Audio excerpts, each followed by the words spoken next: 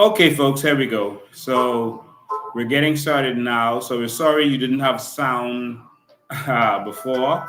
Um, Now someone is calling me while I'm live. You didn't have sound before. I'm so sorry about that. I was just telling people to share. I wasn't getting started yet. We were just giving people a chance to get on here, to get everyone to get on here. So we're sorry about not broadcasting with the sound. But you should be able to hear us now. So thank you so much for being patient, and thank you for being my studio audience. I couldn't even see your comments while this was going on. Normally I'll have the comments on the screen, but I didn't have it just now so I could see it. So let's put up that overlay. There we go. So the overlay is up, so now we can hear exactly what's going on. I don't have anyone in studio to assist me. That would be a beautiful thing, but we got to do what we got to do. All right. So I think you can hear me now. I hope there's no echoes or anything like that going on.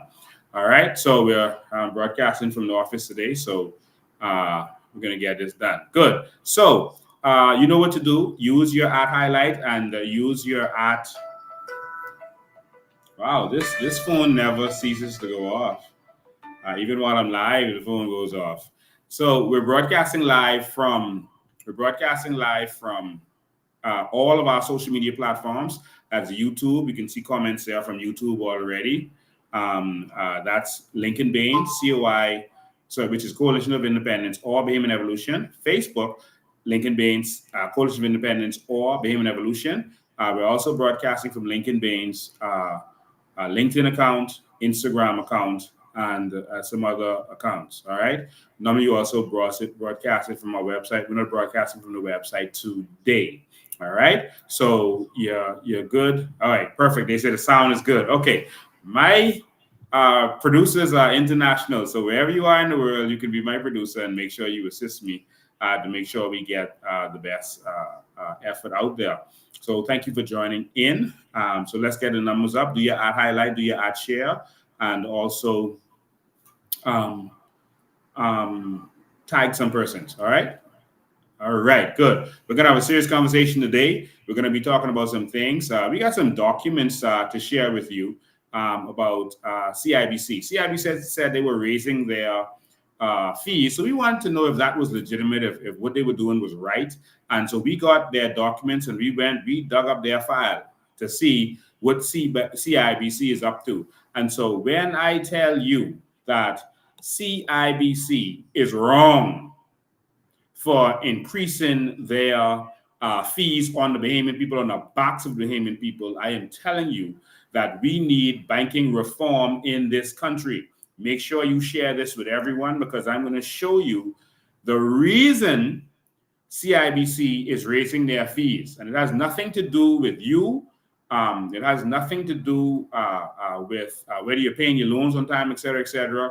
There's a different reason that they're raising their fees. And I'm going to put it like this. Metaphorically, they're robbing the Bahamian people. All right. And it's not right. And so get this out there and make sure everyone knows what's going on. We're going to have that conversation today. CIBC is out of order. And so they should not be raping the Bahamian people like they are doing. Also, we're going to touch on BEC, water and sewage. We had a blackout. We had an awesome blackout that BEC is going to continue. I'm going to tell you why this stuff is going on.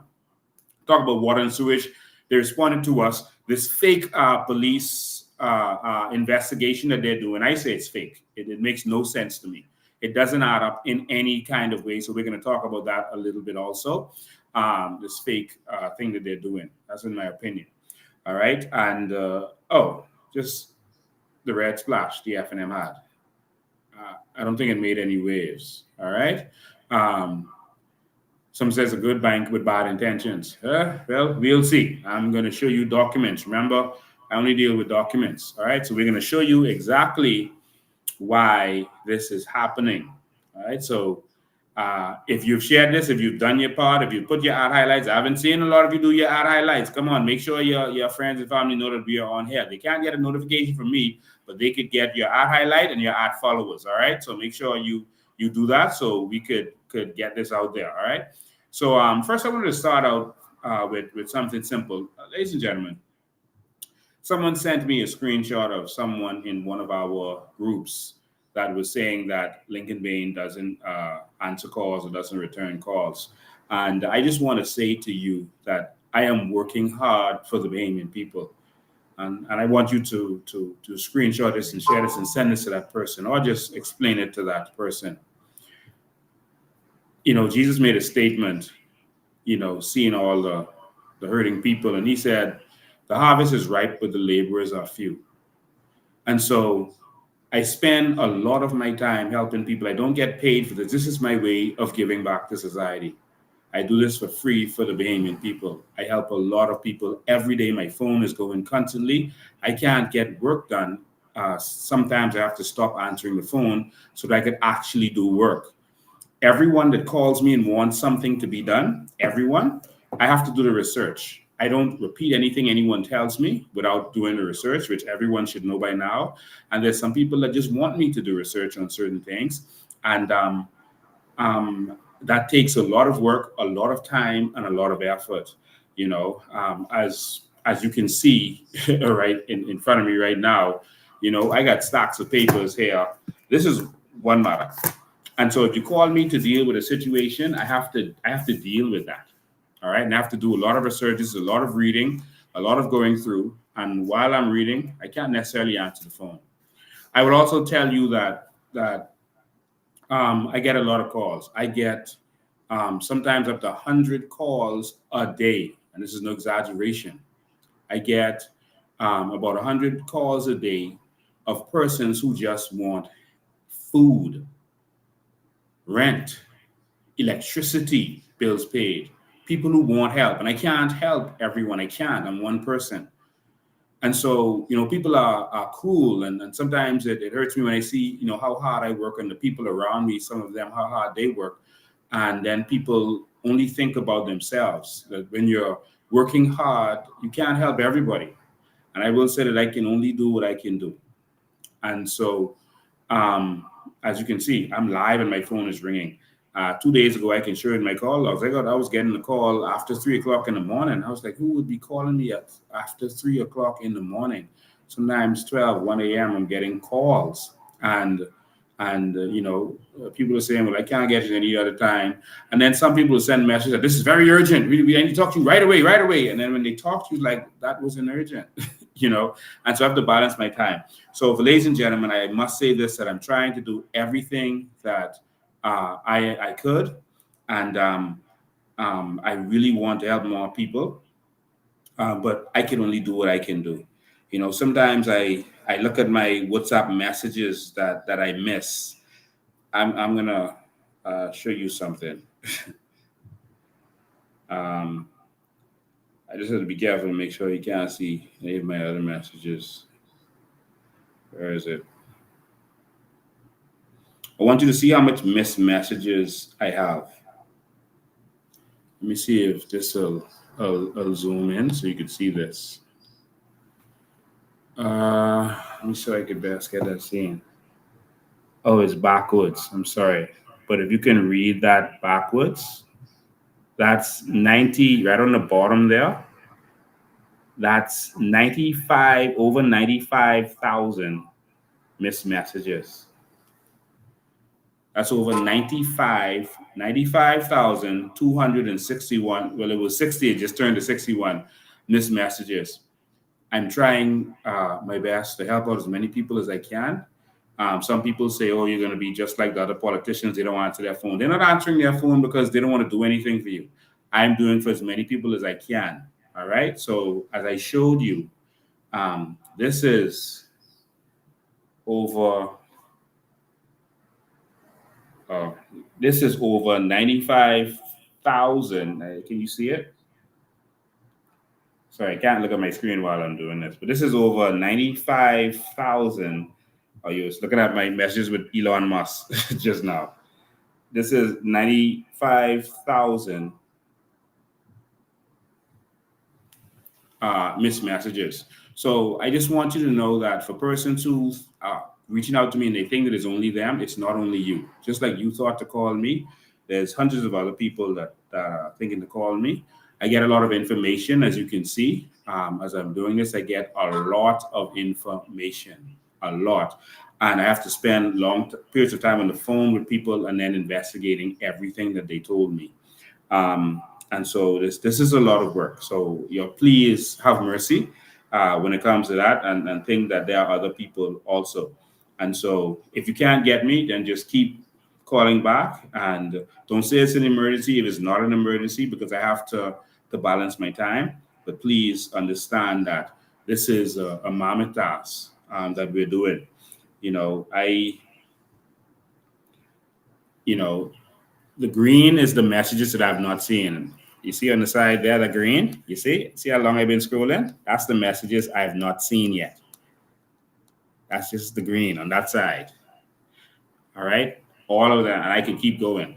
And so there's a lot of people reaching out, having conversations, giving information, people from every government ministry, they have info, so it's a lot. Now, how can you help? You can help by being there for us. We're an organization. We're using the political platform in order to get this done. We're not about politics. We don't believe in politics. We don't care about politics. But we are using the political platform to get this done, because we have to go in there and make the change. And so we need your help in getting this done. So if you want me to have more free time to do more things, then if you're here, we're having a cookout, come help us peel potatoes. Come help us season some chicken when you hear that's going on. That'll take some time. Come help us organize some things.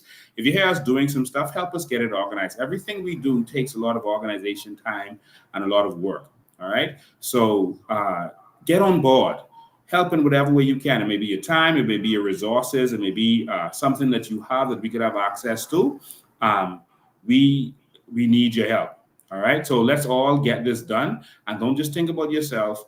I only have 24 hours in the day. I cannot be functional for all 24 hours of them. I have to take a rest. Most nights I get no more than 4 hours sleep, but mostly I get about 3 hours sleep most nights. All right. And that's the only way, because at night I have to do a lot of work that I can't do in the day. So, and that does not include my children that I have to also take care of. So for persons who feel that I may take long to respond, I humbly apologize, but this is where we are. I'm fighting for the greater good and the greater cause. So let's get to it. I was going to show you some interesting pictures of the F&M's red splash. I don't really want to focus on them, but no one showed up to their red splash event. So I want to congratulate the Bahamian people on not being tricked again. Let me pull up something for you.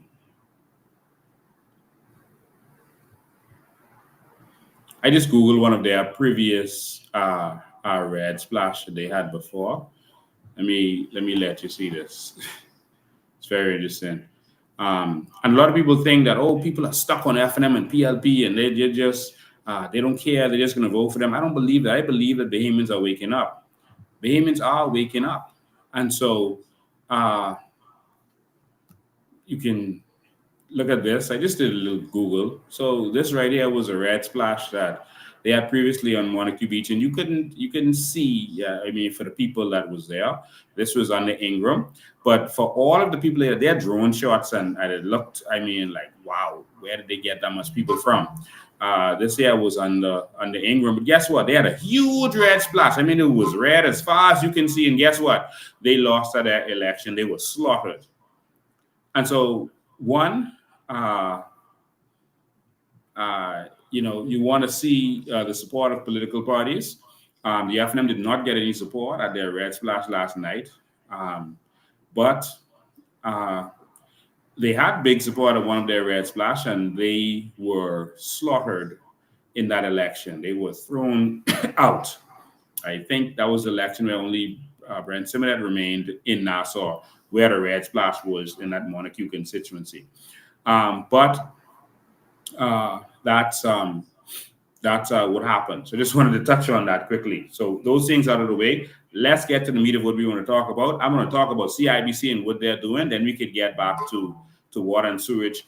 We get an update on Bryland and all these other stuff that's going on. And I'm going to open the phone lines at the bottom of the hour. All right. So sorry for this long intro, but I had to make sure that people understand that this is a fight. And we need as many of you to get on with this fight as possible so that we can work for as many people as possible. All right. So, ladies and gentlemen, listen. You know, we heard CIBC trying to justify why they had to raise their prices on fees, et cetera, et cetera.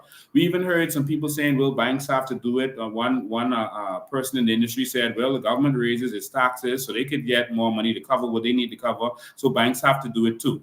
And so I went there with a view I wanted to investigate and look to see, you know, what's going on with CIBC. Are they in trouble? Because see, with a bank, I want you to focus on this now. If a bank needs to raise its fees in order to survive, they may have money problems.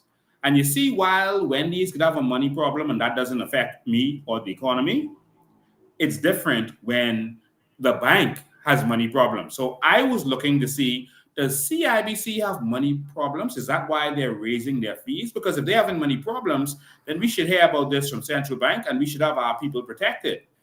Because if what you're saying is we must raise the fees because of such and such, hold on, do we need to withdraw money from that bank? And guess how much money we have in that bank? $3.6 billion. It's how much the Bahamian people have in that bank. We can show you this in a minute. I just said y'all have $3.6 billion in that bank. Or if Bahamians ever understood how much money they have collectively, that they have enough money to compete with the oligarchs if they would work together.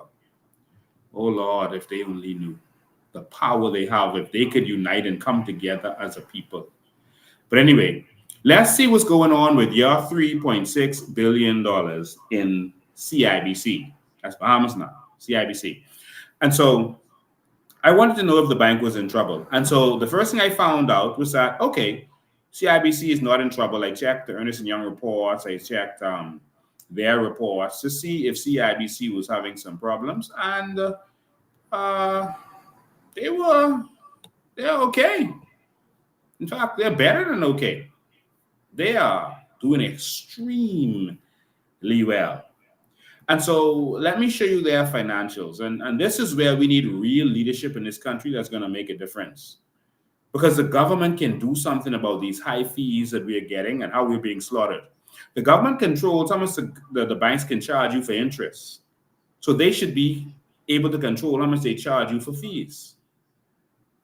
They have an interest rate that the banks can't go above. They go below, they can't go above. The government in the Bahamas, the government in every country can control the interest rates.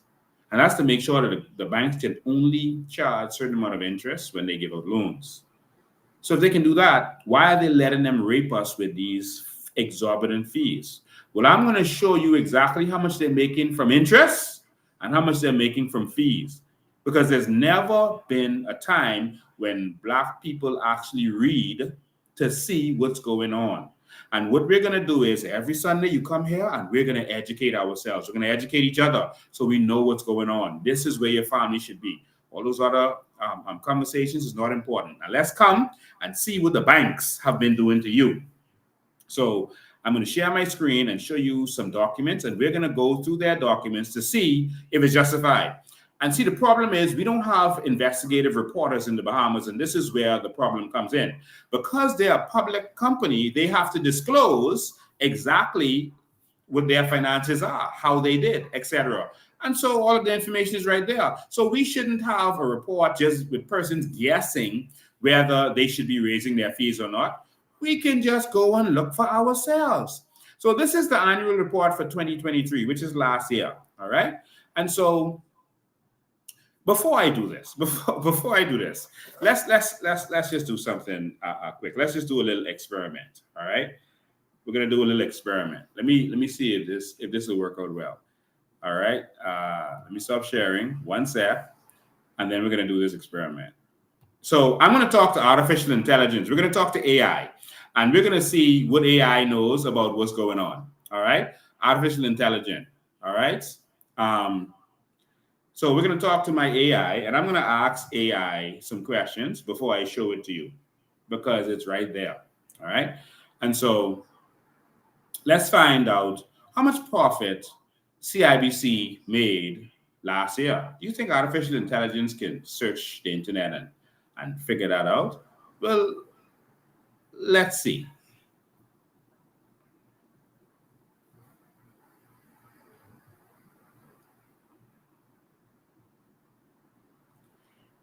How much profit did CIBC Bank in the Bahamas make last year?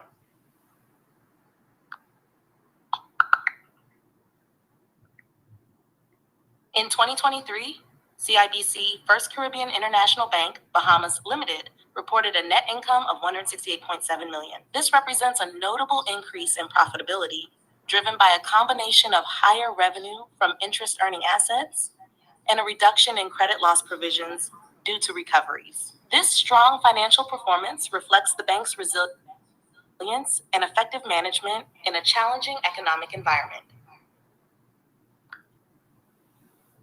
So how much profit did the CIBC make for the first quarter of 2024?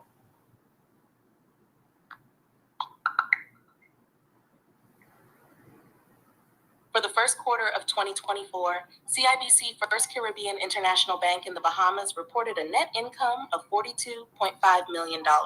This represents a significant increase of $13.9 million, or 49%, compared to the first quarter of 2023, where the net income was $28.6 million. The improvement in profitability was largely driven by a recovery in credit loss expenses. How much did CIBC in Jamaica make in profits last year?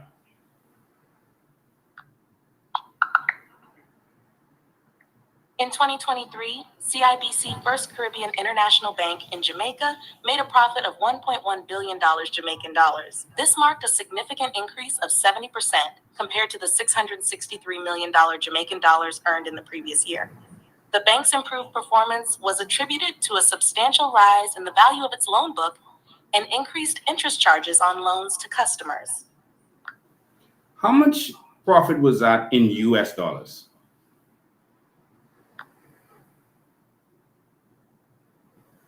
The profit of $1.1 billion Jamaican dollars in 2023 would be approximately $7.1 million US dollars, based on an average exchange rate of around 155 Jamaican dollars to $1 US dollar for that year. Exchange rates can... Jesus. So, ladies and gentlemen, CIBC made a profit of over $100 million, right? Profit. That's after all expenses paid. That's paying for all their paper, their ink, their pens and pencils, their staff, every expense that they have, taxes, everything. They made, now I'm going to take you to it. They made $122 million. The actual amount was 126, but net is $122 million. Yeah. This is their corporate finance, right? And let's go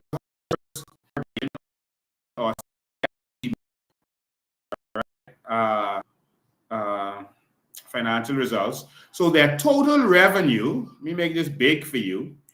Total revenue they made $260.5 million. You have to add 3 zeros to all the numbers. It's in thousands. $260.5 million. That's how much they made in CIBC Bahamas from you. All right? Their profit was $122 million. They said their operating expenses was $132.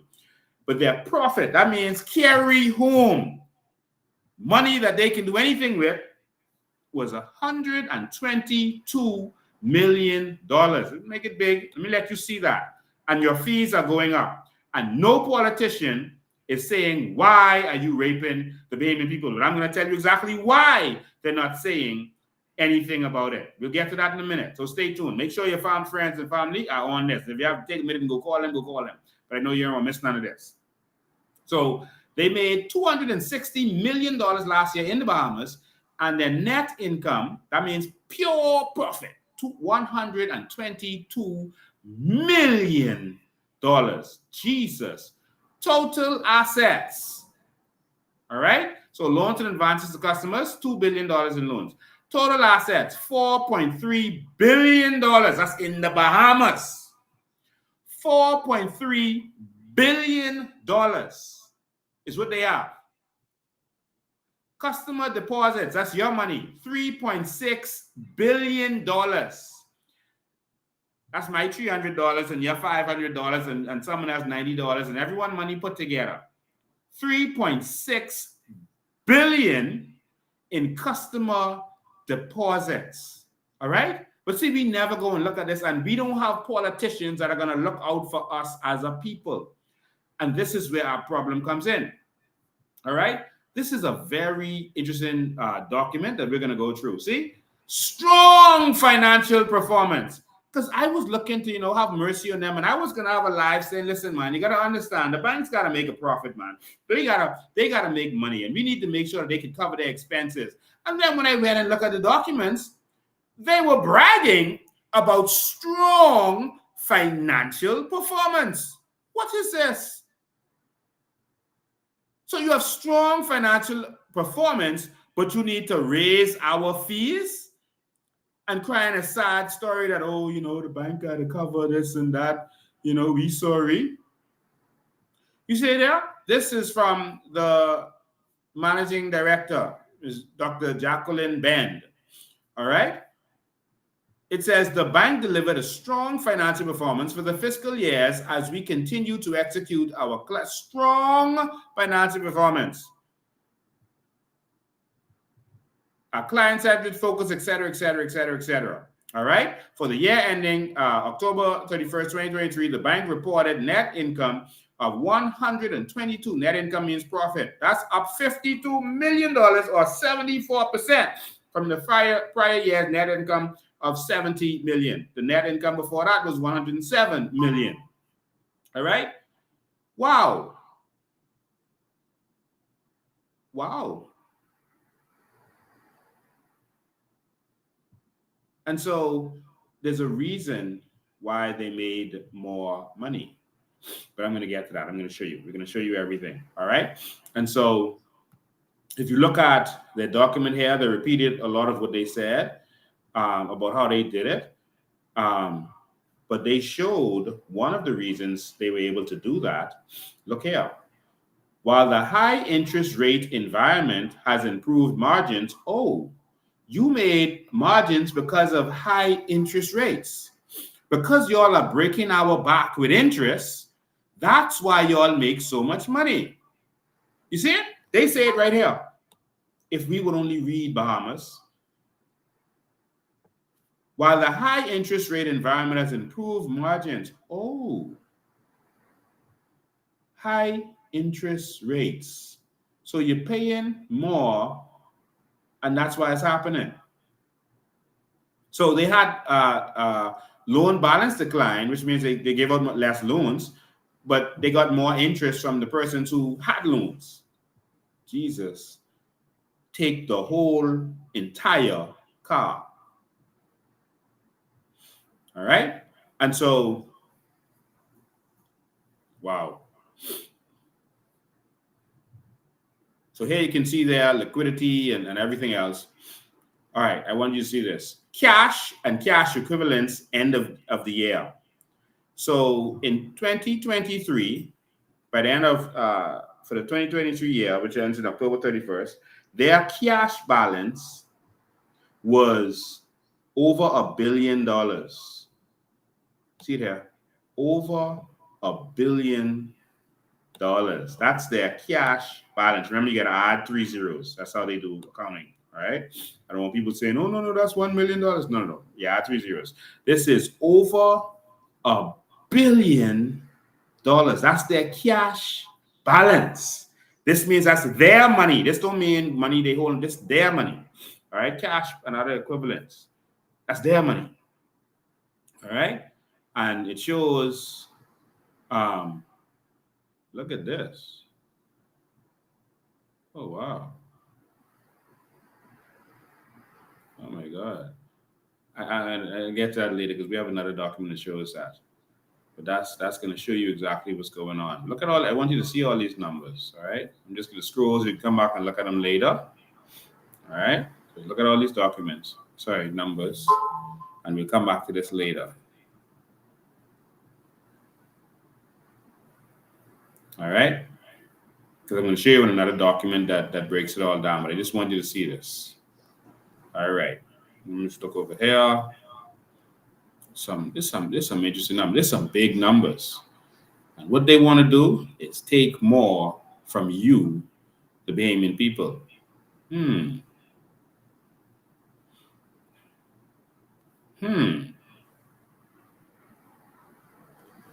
at these interesting numbers right here. We'll get to it when I come back. For 3 months, in 3 months, from October, the 3 months ending October 31st, their interest and similar income. So that's income from interest. $56 million. Jesus. That's just for the 3 months ending October 31st, 2023. $56 million from interest from y'all. Oh, God. There's so much more to see. So let me go through these numbers. I know everyone was afraid of maths when they was in school. Okay, this is just the first quarter. Yeah, this is a quarterly document. All right, and this is quarter 1 of 2024. All right, quarter 1 of 2024. So ending July 31st. Let's look at these numbers here. I want you to see something. Total assets, $4.4 billion. Average equity. Okay, where we going? These some big numbers, y'all. Yeah, so net income for that period, $52 million. All right, see it there? $52 million is the net income for that period. All right, so I just want you to take this in, then I'm going to go to another weighty document. All right, that's just for the first quarter. Now, let's look at this last one. Which one is this? Oh, this is the second quarter. All right, so this one actually shows all of the numbers for the 6 months. And so this is one of the more up-to-date ones to show you where their balances are now. And I want you to see how much this has grown since the first one. All right, let's go to that, the big number. Oh, give me 1 sec. Let me look for it. All right. Yeah, ended, so that's a 260. So net interest income, operating income. So in interest, they made $68 million in the second quarter. So that ends in April 30th. They made $68 million just in interest income. All right. This is powerful. I wanted to see the document that shows. Okay, so 46 billion. I wanted you to see how much cash they have on hand. I'm rushing through this. I'm sorry if I'm breezing over it. But anyway, so what I'll do is I'll go to the document that has, let me go back. Boom. Where did I put this document? Okay, let's go back here. So this is a document. It shows all the people working there, beautiful, talented Bahamians. I don't understand why we're not ruling the world in banking industry since we have so much experience and talented Bahamians doing this. But it is what it is. Let's go to page 7. Oh, past that already. Let's go back. What are we doing now? Oh, page 7 was what we went to already. Uh, let's go to the document itself with the actual numbers. Okay, so we've seen all of these. So wages and salaries, $18 million. So that's not any big money. That's for the whole year. So if you make $260 million and you only got to pay 18 million in staff, boy, you doing good. So you can't say it's to pay all these staff or anything. So staff is only $18 million. So, and then their benefits is another $3 million. So what's the big deal? What's the real problem? Why are you doing this to us? Okay, this is the page I want to find, page 18 and 19. Okay, there we go. All right. So let's go to these numbers. So total revenue, 260 million, 122 million in profits. Total assets, 4.3 billion. And now you can see the last document I showed you raised to 4.6 billion. And so these are some of their numbers. So let's keep going. I want to go quickly because I want you to see this. Payments is no reason for them to raise it. So net interest income, money they're making from interest, from the interest they charging you, they made and it's the profit. It was actually $213 million they made from charging you interest. But the profit is 199.5 million. So say $200 million. Wow. So what do they need money for? And I hope I'm getting none of this wrong. Don't take any of this as financial advice from me. I'm not a financial expert in any way. I'm a citizen looking at this based on what I see with my unqualified eyes. All right. And so look at this number. Net fee. Oh, this the fees. This the fees was raising. And commission income. So let's see what they get from fees. Let's see the income from fees. Y'all still with me? $43 million they made in 2023 up to October by charging us fees. Jesus, take the wheel. That's the profit. All right, foreign exchange or forex, they made 17 million, but that's not important. All right, 43 million. It's a profit. This isn't all they made. I'll show you that later. So 43 million profit they made by charging you fees. Look at that, ladies and gentlemen. Okay, and this is why we need reform. If you made $43 million on fees, why are you bothering us? You're only paying your staff 18 million. This is just fees. Give us a break, man. In any other country, they would have been riding in the streets. See, staff costs 18 million. So what's the big deal? All right, what's the big deal? Business license, I want you to hold this right there, 13 million. Interesting. We'll come back to that. All right, and so let's keep going. So I just wanted you to see that. They made huge millions from interest. So $213 million they made from interest, and with a profit, of about 200 million. And fees, they made, what was that? $43 million. That's raw profits. No more expenses have to go into that. You see? And so I'm trying to go through this as quickly as I can to make sure you see the numbers. So the comprehensive income, so this is the net income, and the comprehensive is 126. You see? So I'll leave it at 122 cents. That's what they want put out there. All right. And so that's a problem. That's a problem.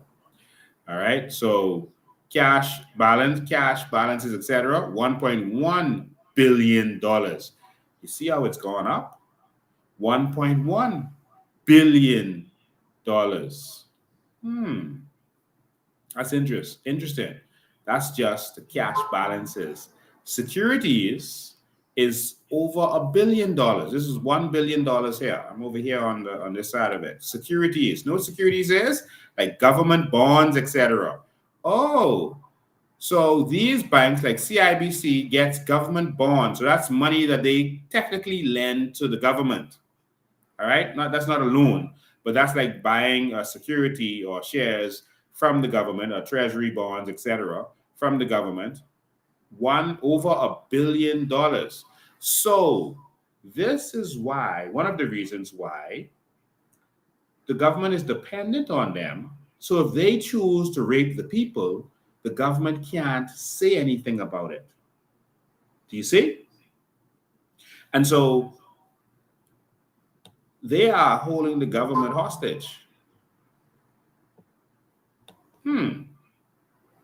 Now, phone's still ringing. Now, I want you to see loans. Now, what they did was put them together. So in residential mortgages, they got out almost $1 billion. Personal loans, 226 million. Business and government, this is a big one. So this isn't the securities, no, this is the loans to government. So what they did was put business and government together so you can't directly see how much they give in to government. You see? And so they don't want you to see how much they're giving the government. So they put business and government together. I don't know why they would do that. All right. But that's so you can't see that, hold on, government owe us this amount. So if they ever play with us, we call in our loans and they'll be in problems.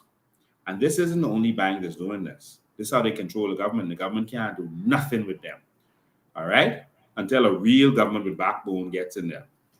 So they don't mostly give out business loans, which is, if you try to get a business loan from them, you ain't getting that. So the majority of this we can assume is loans to government. And the government does owe. And you'll see when the government talks about their B dollar loans, that's to these kinds of investors. And you saw me talk about this before when I was talking about BEC and NIB, etc. So $1 billion to government and business. How much of that is government? That's the question. That should be separated. All right. And so I just want you to see that. And this is why if they say, listen, we're raising the fees, government will not even blink an eye. If they say they're raising your fees to $1 million a person for every dollar transaction, the government ain't saying that. They're going to sit there and say, okay, yes, sir, massa. Yes, sir, massa. Why? Because the borrower is slave to the lender. So if our government is dependent on borrowing from the banks, instead of making money from our natural resources so that we can lend to the banks, they're always going to be slave to these people who are raping you. All right? And so I just wanted you to see that. All right? Securities, see some other numbers here. The liabilities decrease. Their total liability is decreased by 1.38 million. So what's the reason for the raising of the fees? What's the reason? All right, you made more money, your liabilities decrease. What's the problem? All right, so I'm going to shift down now. See, this one is for the educated Bahamians. All right, not for the Bahamians who just want to put on a t-shirt and drink some liquor and just do whatever the politician tell them to do. So we're going to go to the audited financial, the outside auditor, the independent auditor report. This is Ernst & Young. Ernst & Young, someone has to confirm that what the bank reported to the people makes sense and that it is true and correct. All right, so this is Ernst & Young and their report. And basically they started out by saying, yep, the bank doing good. And everything they say is legit. So basically that's what they're saying. All right, bank doing good. All right, so the bank doing good, why do you have to raise fees? No, it's greed. At the wrong time when Bahamians are suffering and Philip Brave Davis will do nothing to stand up for the Bahamian people and the leader of the opposition will do nothing to stand up for the Bahamian people. Nothing. Because Brent Simonet and them own banks too. And they are doing the same thing. And that too is buttering his bread. All right, so let me just skip through all this Ernst & Young stuff and get back to where they put in their report. And this is where you could see here. So they put in their numbers. All right, they put in their numbers. to make sure you can see what's going on.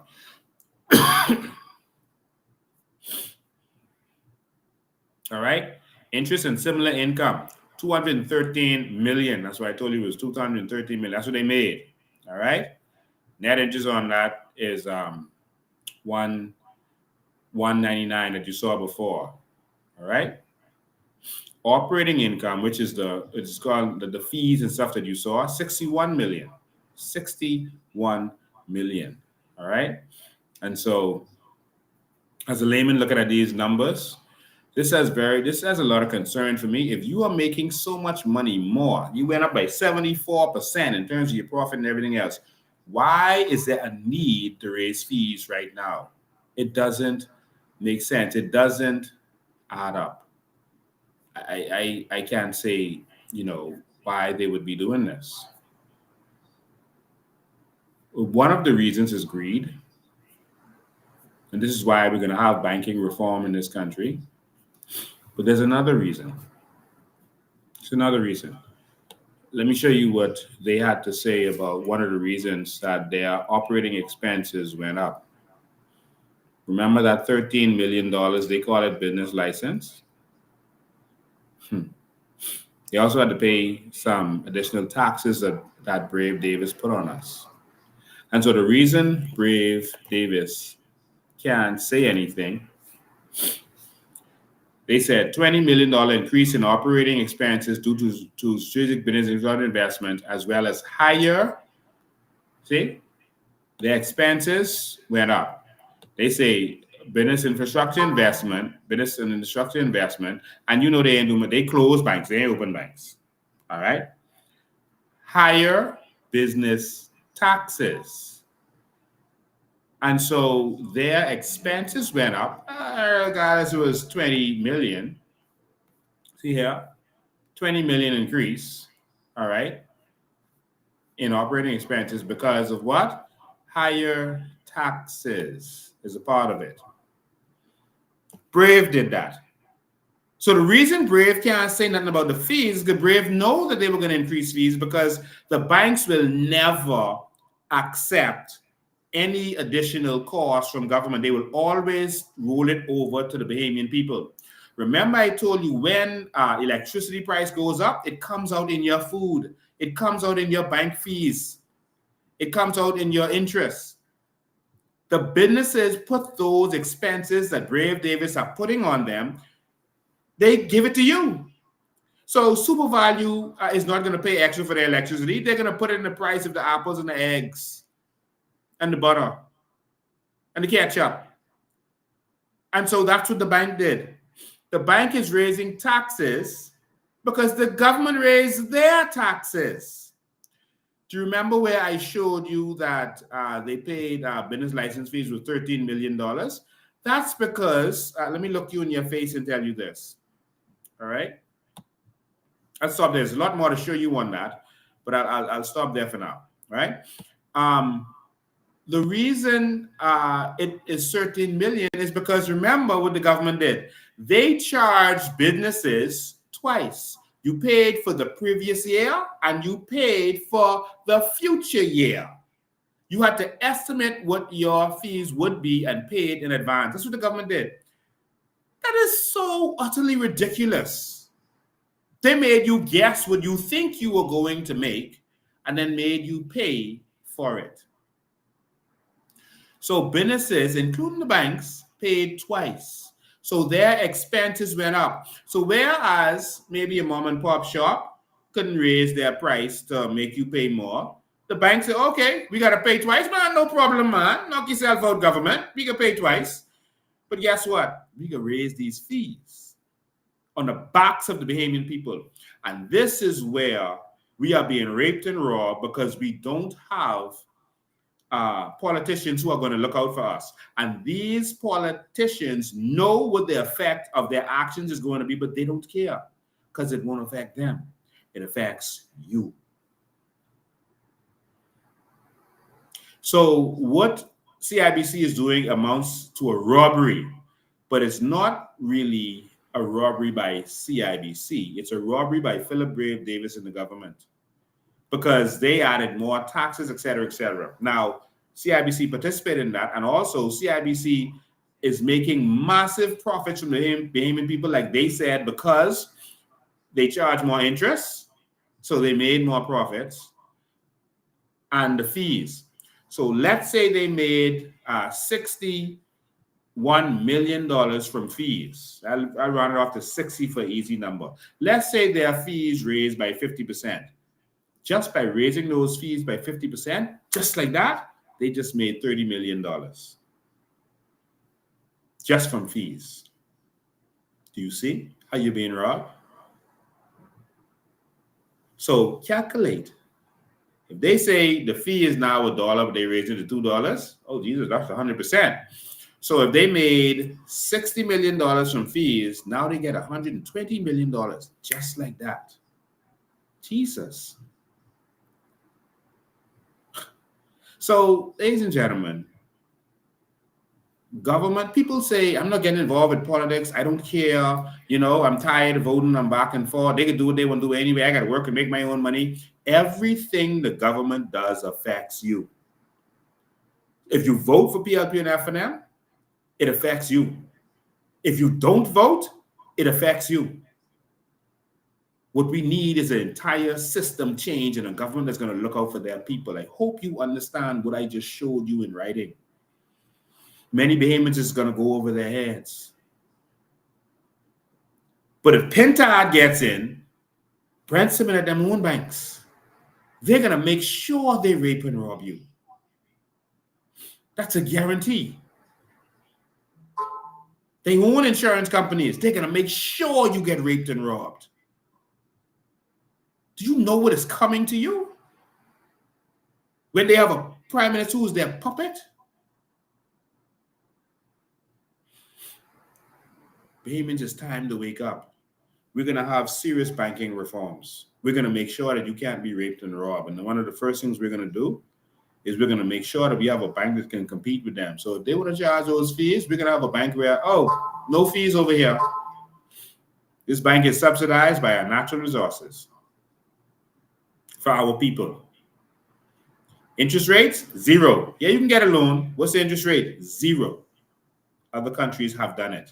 It's happening around the world right now. So no, we're not going to shut them down, but nothing like competition. We already own a bank for the most part. It's called Bank of the Bahamas. We're going to take that bank over. One, we're going to turn that into a crypto world bank with cryptocurrency. I'm going to explain that in the future. And that bank is how you're going to get your payouts for your natural resources. It's going to go to directly to your digital account. Yes, your digital account. So there will be no inflation as a result of it. We are meeting and planning with professionals around the world right now to see how we can do all of this, to put the best practices in places, to make sure that Bahamians can get everything that they deserve and it won't affect our economy. I won't put everything out there. I can't put everything out there. But I just wanted you to see that. You've been robbed. CIBC made their profits increased by 74%. Massive increase. Massive increase. There's no reason for their fees to go up other than they can make even bigger. Because from the last time to this time, their fees went up, and you see how much profits they made? That's because it's more fees. Now they want to put the fees up again. So what they're doing is they're treating you, the way you boil a frog. Just do it gradually, and we're going to make more money from them. Even if business doesn't grow at all, even if business flatlines, we're going to make more money from the Bahamian people, off of the backs of the Bahamian people. So all I've got to say to you is, if you are in any bank that is raising their fees, boycott them. Get out of CIBC. Let's boycott CIBC for raising our prices. You got to use your money as your strength, Bahamas. Come out of their banks. Come out. Let them keep their money.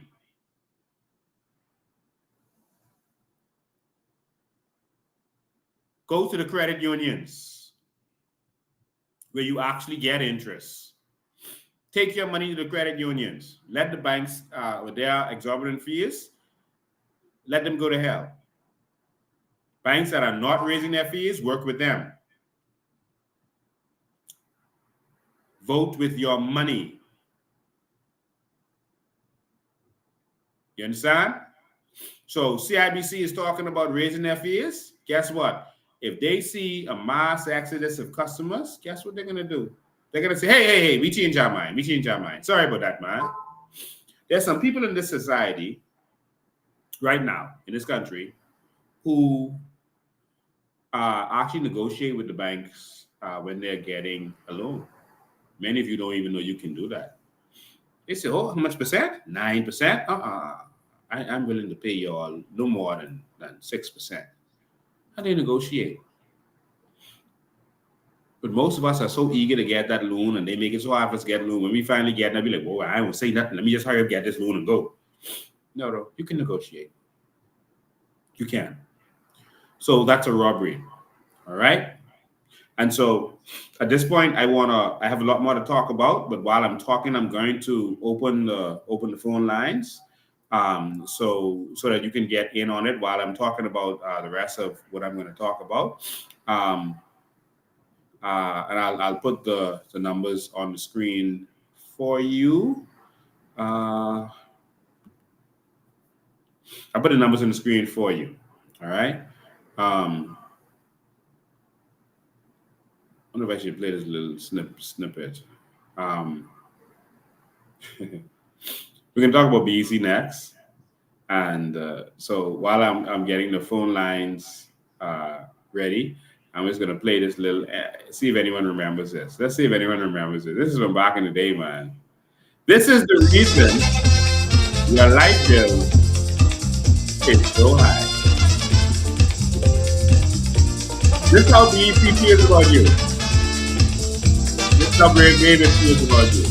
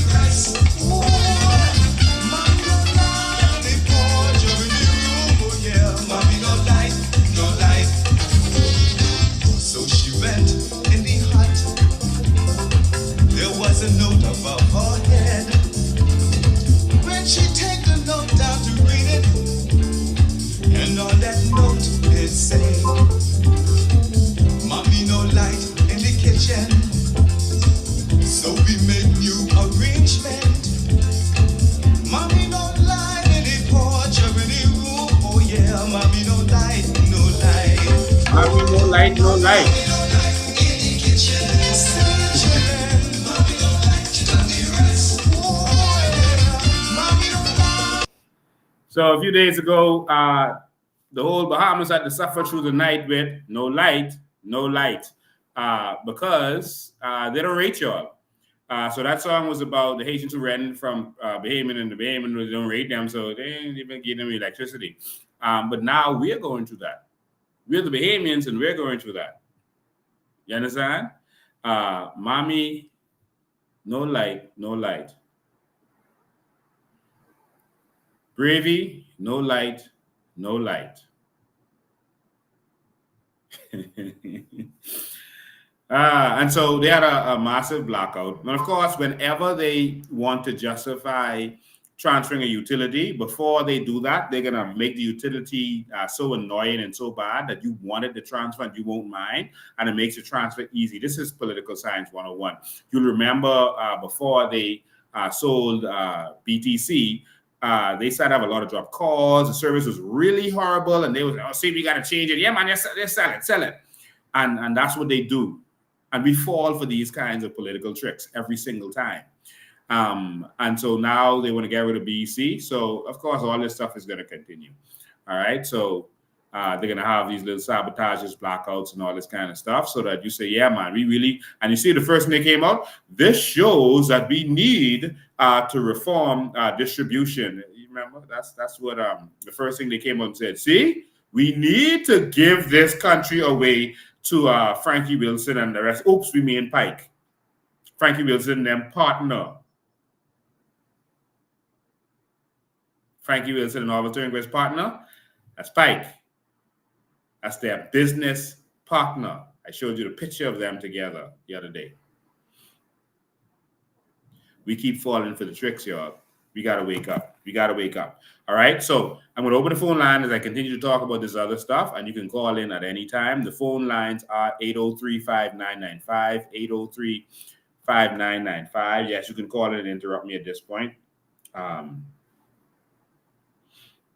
Make sure the lines are open. All right, 803. Okay, people are already calling. I'm sorry. I had it on. I have to put it on silent. The phone was on. All right, 803-5995. Make sure you got on there. Okay, 2 missed calls.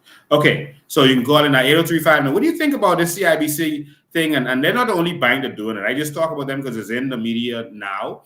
And we see how much profits that they're making. I mean, massive, huge profits massive profits that they're making.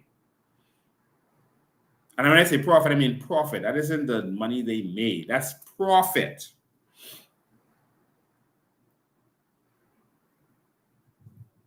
Wow. And we just sit down and let it happen. Let me ask how much money that is they make every day. Let's see how much money CIBC makes every day. I'm gonna let AI talk about that. All right. All right.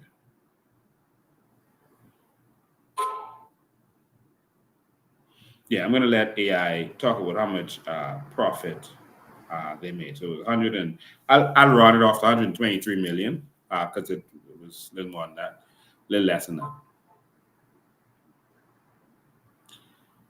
If CIBC Bahamas made $123 million in profit, how much is that every day in profit? Bear in mind they're only open 5 days per week. So how much did they make every day for those 5 days per week for the year?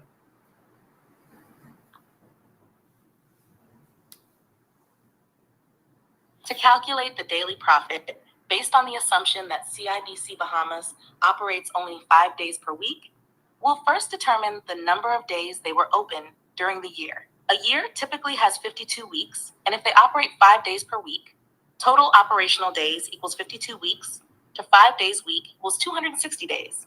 Now, dividing the total annual profit by the number of operational days. Daily profit equals $123 million, 260 days, $473,077 per day. So CIBC Bahamas made approximately $473,077 every day they were open.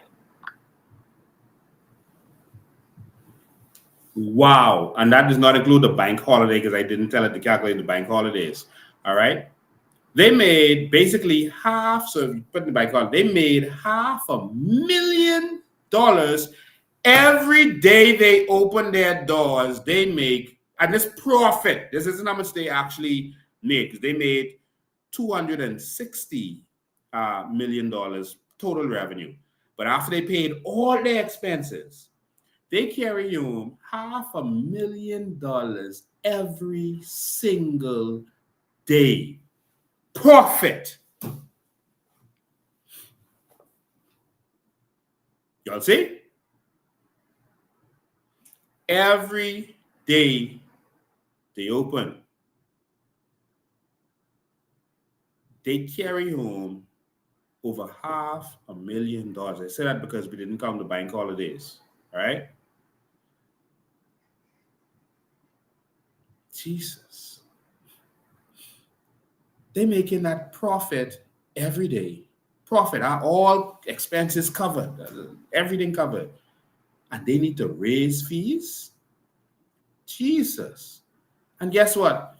The opposition and the government sitting down and letting us get raped because they are partners in it. You see, the more the bank charges you in fees, the more the government makes. Do you understand? Because the government is taxing them on it. Every fee they charge you, the government gets VAT. So that's why the government's going to say, "Oh, we ain't saying nothing." And then Pinta is going to say, "Oh, Brave, or well, Brave, that's a partner in crime, man. That's my brother." So I can't really go against him. One, he's the PLP and we're the F&M. We're brother and sister parties. Two, and when Brent get in, we could be doing the same thing. So I can't say nothing. So let me just don't say nothing. And Bahamians ain't saying nothing, so hurt your head. And then we're just gonna have, when election comes around, we're gonna have some parties. Brent and Frankie Wilson and all of them's gonna put some of that money together that they made, the raping the Bahamian people, and we're gonna just go in the streets and drop money on the ground and then tell everyone, see, don't vote for them other party, they broke. Vote for us.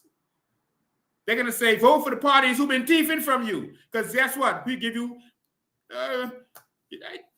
they keep $1,000 from you, they give you back $10. Come on, man. What more you want than that?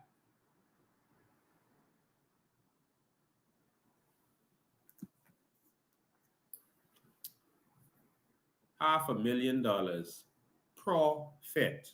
Raw money where they could just swim in money every day.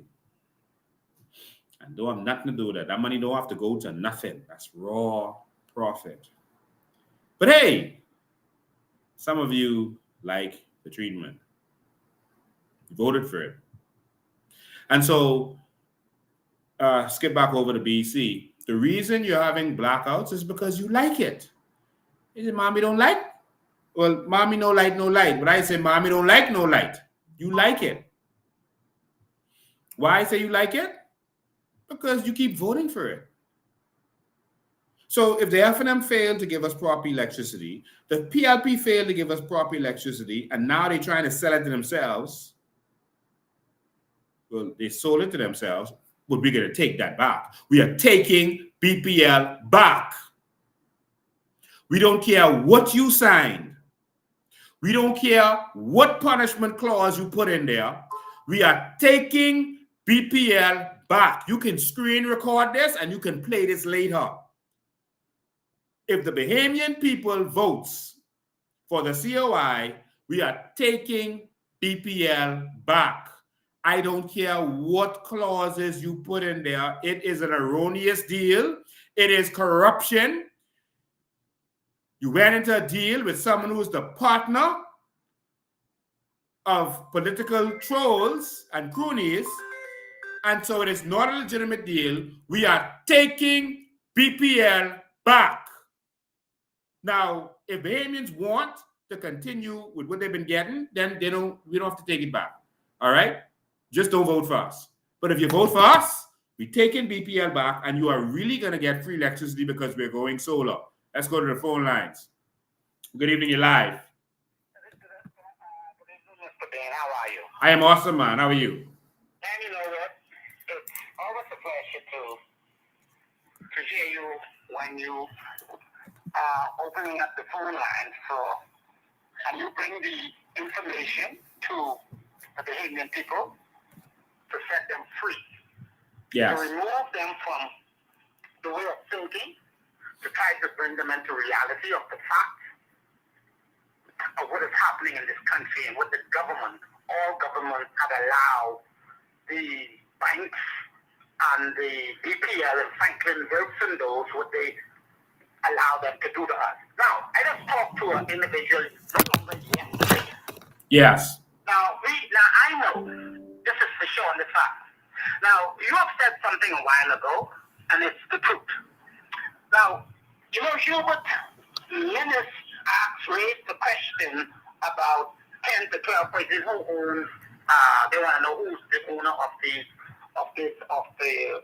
BPL and the new light people who came in. I forget the name, but anyway, because I googled it and I found a Pike. It's called Pike. Pike. Let me The man's name is Pike. Yeah. Let me tell you something today. Now, what they have not told us is that Frankie Wilson owns BPL. He owns all the engines because they hire a person who was working to be BEC, and they brought him back. Two of them because he did engines. And he said, listen, Frankie owns all of the engines, 20-something engines out there. Now, what those persons, and I can say this, those persons, this person who they brought in, this company that they brought in, Frankie Wilson and the Sunshine Boys and his people, they own everything. Everything they own. Now, what has happened when Frankie Wilson, under the Hubert Ingram administration, signed when ESSO and PepsiCo, when they wanted to credit, when the government wanted to credit gas and oil from ESSO and PepsiCo, they refused. Mm-hmm. And under the Ingram administration, Frankie Wilson came in, and they credited the government. And what has happened is that did under the Hubert Ingram administration. And Hubert gave Frankie a 25-year deal. Now he came back with Pike under the PRP government and gave Bill. Now Frankie asked them for another 25-year deal. So they had this thing planned out well. But as you said, Mr. Dane, sometimes it makes me the indignation in my belly, sometimes a godly anger, to see how Bahamians, PLPs of F&M, and they'll put color before them and the Bahamian people. And when you reveal truth, they will come against it, and they don't want to be. This gets me so upset, Mr. Dane. This gets me so upset. Mm-hmm. If we don't understand what they're trying to do the same thing in America. The Democratic Party is trying to just be a one party, and it seems like Philip, the Haitian Brave Davis, is heading that same way. He want to be and power for life. That's what they're trying to do. But you know what? And they will fight you, Mr. Ben. They will fight the person. And I call on Bahamians, your PLPs, for God's sake, your F&M, take the color, throw it in the garbage. You have an option now. You have a new party. You have a party who is fighting with a leader who is fighting. You see, politicians promise us things. Politicians are not leaders. They promise you things, politicians. But a real leader fulfills promises. I need to repeat that. Politicians promises a lot of things they will promise you. But a leader, a real leader, will fulfill promises. And I believe you, Mr. Bain, as a true leader, will fulfill all of the promises that you have released to the Bahamian people. And I pray, God, that the Bahamian people in this country at this time, if their eyes don't be open, you don't have to be doing what you're doing. You don't have to be doing it. The only reason Donald Trump don't have to be doing what he is doing, but Donald Trump see way down the line what the Democratic Party is trying to do. And you have the vision, you see, and you see what the PLP and what the past and present government has done and what they are continuously to do, and you see it. And the only way for us to save this country, Bahamians, is that we must get a change. And only change can come. It's not about Lincoln Bain. It's about it's about the Bahamian people. Lincoln Bain is only standing up for the Bahamian people. It's not about Lincoln. Lincoln is stepped aside to take the role to deliver this nation out of the hands of all of the corrupt leaders and the corrupt politicians for years in this country. So when you're talking Lincoln, I want you all to hear this behavior. When you try to attack Lincoln, you are not attacking Lincoln. You are attacking the Bahamian people who love this country, who love family, who are willing to give their self and their life for this country. And so it's not, again, I appreciate a leader like Mr. Bain who is standing in the gap for all of us. It's not about Mr. Bain. It's about he's fighting for us. Why y'all don't understand the PLPs and FNM? Why do y'all can't see the light? You need the switches on. Mr. Bain turn on the switch so that you can see what are you going to do? What do you have to lose? It's time for the change. You've tasted grape. You've tasted orange, PLP. You've tasted apple, F&M. Now you have an opportunity, grape, figuratively, but literally the COI, with a leader who's fighting not for himself, but fighting for us, the organic seed Bahamian and the patriot in this country. For God's sake, PLPs, throw those colors away. Taste grape. When you taste it, you probably say, wow, I've never saw it. Where was this all the time? This is what we needed in 51 years. Thank God now we have something like the COI. Mr. Bain, let me say this to you, man. Continue to fight, and you're not fighting for yourself. You're fighting for all of us, the Bahamian people. You're fighting for PLPs, who said that PLPs, if they want to be set free, for FNF, if they want to be set free, they are Bahamians. You all are Bahamians. Wake up, Bahamian. Stop and listen just for a moment. I've introduced to you grape. Taste it. And when you taste it, 5 years, and you say, wow, where was this all the time? Mr. Bain, continue to do well. God bless you. And continue to open the eyes for the Bahamian people. That's CIBC bike. Let me tell you something. I don't want to see this now. I'll get back to that sometime at the time. My sister did some work, a house to them. And those people, they're the only one point that is, they are unionized, and they're making them a whole lot of money when they retire. But this government is corrupt. They don't love us. They don't love God. They don't love family, and they don't love nation. Thank you, man. And continue to fight. Fight, like Donald Trump says, fight. That's patriotic. Fight. Thank you. And we're standing with you. We are standing with you. PLPs, FNM, you all are Bahamian.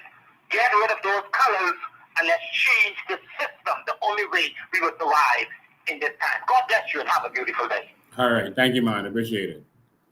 All right. So I want to show you guys something. I want you to see something. Let me see how quick I can get this up here for you.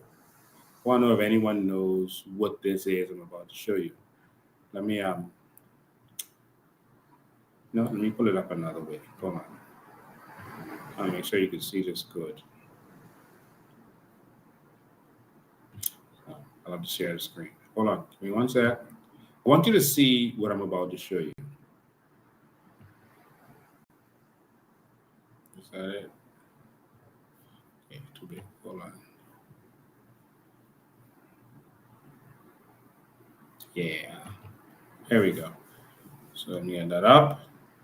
Let me share the screen with you because I want you to see this very good. Because these are some sayings that we don't discuss as a country, as everyone is saying how everything is so impossible. What is this? I'll wait. Tell me what that is you're looking at. Does anyone know what that is? Come on, I know you can do it. I know you can do it. What is that you're looking at? I know the screen is behind a little bit. What are you looking at?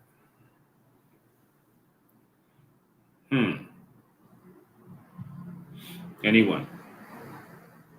What's that you're looking at?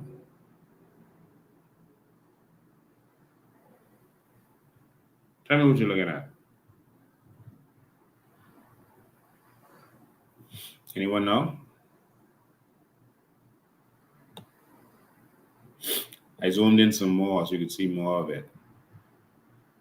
Anyone know what this is that's on the screen right now? Anyone?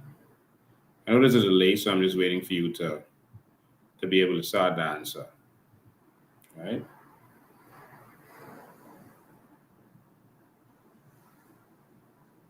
Okay, the answer's starting to come in. Someone says sandbank. Someone says Calgary. Oh, definitely. A cruise ship being built.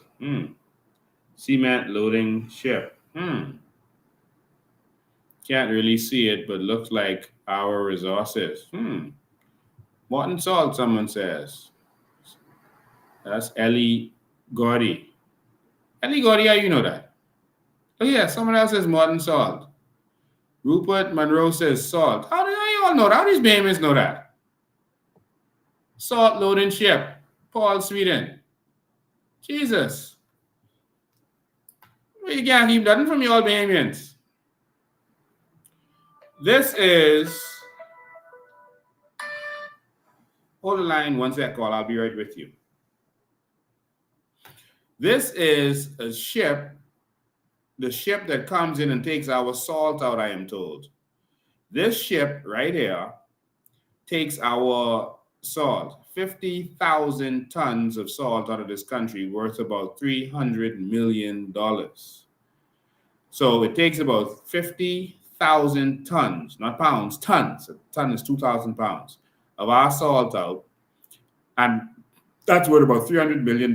So I wanted to show you the ship. So just hold the line, call. I'll be right with you. I want you to show you exactly how much money we get for that. Everyone sitting down? I'm not going to be responsible. Is this it? Is this it?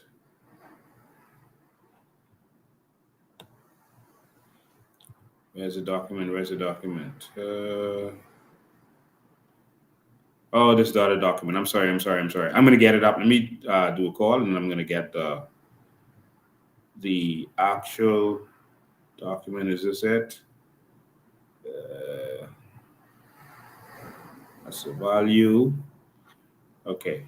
All right, just give me a sec. I thought this was a document. I'll pull it back up. This is a document. Let me take a call, and I get you the actual document. We'll come right back. All right. All right, caller, you're live. Yes, good evening, Mr. Bain. I have a question. When the COI takes over the government, what top 3 industries you will consider for the Bahamas, and what ideas can you elaborate on that would greatly affect our bottom line, in your opinion? One at a time. No, hold on. One at a time. What's the first question? What top 3 industries you will consider for the Bahamas? Okay. The top 3 industries, we're not going to just have 3 industries, but some of the industries that we're going to go into is we're going to go into our natural resources. And of course, there are many different natural resources. So I want to lump them as one and just say mining of our natural resources as one industry. All right. And I'm going to lump, just for conversation's sake, the processing of some of these resources into the same thing for the sake of conversation. So we're going to go into getting our natural resources and treasure. I'll put the treasure there, although it's not a natural resource, just for conversation's sake. We're going to go for our treasure, which is worth $5 trillion based on the 5,000 ships that Spain have identified, worth $1 billion or more each. That's $5 trillion. We're going to go into the mining and processing of our sand and aragonite and our limestone, which is already being done. And so those things alone, we believe, can benefit us greatly. But we're also going to go into the cruise ship industry. Of course, we're going to have some modifications to it because we're going to use LNG to power the ship, so we have cleaner fuel while they're out to sea. And because a lot of the soot from these ships that we're bringing in, it's cancerous and is really damaging to our lungs, and what's going on in this country is polluting us badly. So we're going to have LNG instead on the ships while they're out, and then we're going to power them with renewables. So there's enough current in our harbor alone to power those cruise ships. And so we're going to make, when they're parked at the docks, they have to get power. Instead of having that engine running like they're doing now, they're going to have to get power from our currents that's in our seas. And so we're going to go into those industries. Carnival makes $20 billion a year. Before COVID, and Royal Caribbean made $10 billion a year. We believe that both of them are going to double or triple their revenue because they're doing more ports of call now. And so we're going to go into that industry also. All right. We're also going to go into I'm going to give you more than three. We're going to go into the power industry. We're going to power our neighbors. We're going to set up massive solar plants using our carbon credits together, and we're going to sell power to our neighbors, which is Cuba, Jamaica, Haiti, etc. So we won't go into all of the details, but we're going to be powering our neighbors and using that to make. We believe that we can make billions of dollars from doing that. We also have a dump that has a lot of value in terms of the methane gases under there, and that can also be used to help power our neighbors. And so we're already exploring all of that to make sure that we can see that happen. We're also going to go into the crypto industry in a very big way. There's conversations that persons are having with Trump now. I've already met with them. And so by partnering with the Bahamas, it can transform the world and have a lot of big benefits. So we're going into the crypto industry in a big way that we believe is could be even more valuable than the other things that I just listed to you. So these are some industries that we're going to go in. We talked about other things that going into the cloud and providing cloud services for the big companies because they need these services and stuff, but we can't do it because our electricity is too high. But once we get electricity down, it's going to change the game. So I just try to put that in a nutshell for you in some of the things that we want to go into, the most valuable things. Go ahead. Okay, and I think you actually just said the question already, which is in terms of how would they affect the bottom line for Bahamians in terms of paying exorbitant fees and taxes. Okay, so we're not going to be a tax-based economy anymore. Like many countries out there that benefit from their natural resources, we're going to be a country that benefits from its resources and from the businesses we go into as a nation. And so when you see Qatar and these countries that are wealthy, it's not just because of the natural gas or oil that they have. No, it's because of the businesses they went into as a nation. So your nation needs to think, instead of saying that our taxes are too high, we are always in a deficit, so we need to have austerity measures and cut our spending, which never happens and never works. If your bills at the end of the month is $1,000, but you're only making $800, you don't need to cut your expenses, you need to make more money. And so what we need to do is not worry about the almost $4 billion that we spend every year. That's nothing. What we need to do is make more than $4 billion as a government. And any one of these things can make much more than that. I'm about to play a clip from Vaughn Miller that will show that. And so now we're going to do like Dubai did. Only 1% of Dubai's income comes from oil. And so people say, oh, they're rich because they have oil. No, it's because when they found the oil, they use it as collateral. They got loans to go into businesses, into tourism. And so they have massive tourism, even more than us. And we should have more tourism, but we're busy depending on the foreigners to come and tell us what to do in terms of tourism. And so they went into business. They formed a business called Nakil. They allowed their people to have shares in it, and that's how their people are millionaires and making money. They have a lot of companies now that focus on different industries. Other Arab nations like Qatar, etc., did the same thing. So it's not about the oil, the natural resource, it's about the businesses that you do from it.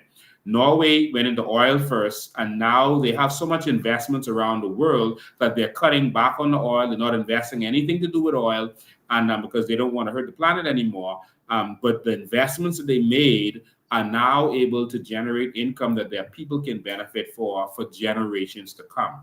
And that's what we're going to do. But we have to have a people that are willing to take this to the next level, people that are willing to stop using the same model and methods that the PLP and FNM has been using. We cannot advance our country using bad debt. So the last thing I'll say, Singapore has more debt than us. All right. They have massive debt, but they are still a AAA rating as it relates to their rating because they only go into debt for things they can make money from. So Singapore has no natural resources, unlike all of those people. 1 in 6 households in Singapore has $1 million in the bank, not valued $1 million. Like when we declare, you declare 1.8 million dollars. People panic. Oh, he got 1.8 million. No, you don't have 1.8 million. That's the value of your assets minus your liabilities. But no, in Singapore they have $1 million in the bank. That's 1 in 6 households. That other 5 households, that's mostly people who came in to work for them. That's people who immigrated to the country. So they empowered their people with no natural resources, but with policies in place where they went into certain industries, let their people benefit. But the problem is, in this country, our people don't benefit because they believe that they can control us by keeping us poor. So every election, when they come with the crumbs, we are so elated. At least he do something for me. At least he do something. So I voted for him. You know, I didn't promise him, and he gave me $200. He bought me a stove. No man, I didn't promise him. I gotta give him my vote, and that's what they are banking on. All right, Carla? Thank you so much. Thank you too, man. Thank you. All right. So we have to spread the message of a new Bahamas and a new kind of thinking. The media is trying to portray us as bullies or not presidential, as if we can't speak to the issues and what's going on. The fact of the matter is, the truth is, the PLP and FNM can't speak to the issues. And while Pintard may be able to recite a speech eloquently because he is a poet, someone asked me what Pintard's career is. He doesn't have one. And he was a poet, but not a good poet. I'm just being real, because a good poet, I could remember at least one of their poems. I don't know any Pintard poems. I can't even think of any. You think of a poet, Maya Angelou, you could think of poems that she did, Still I Rise, etc. But I don't know anything that he did or is able to do other than being a puppet for that man. But we need leaders with vision who are going to take us to the next Bahamas, who can eloquently say without reading. There's paper in front of me with nothing to do with what you're asking me. Who can read without paper in front of them where we're going to, how we're going to get to the next Bahamas and where we're going to take this country. There's only 200,000 adults, and we need to be able to transform this country, and every one of us should benefit from what's going on in our country. Thank you for that intelligent question. I appreciate that. That's why we do this every single week. We are the only organization, and this is the only leadership that puts itself in front of the Bahamian people every week to be criticized, to be questioned.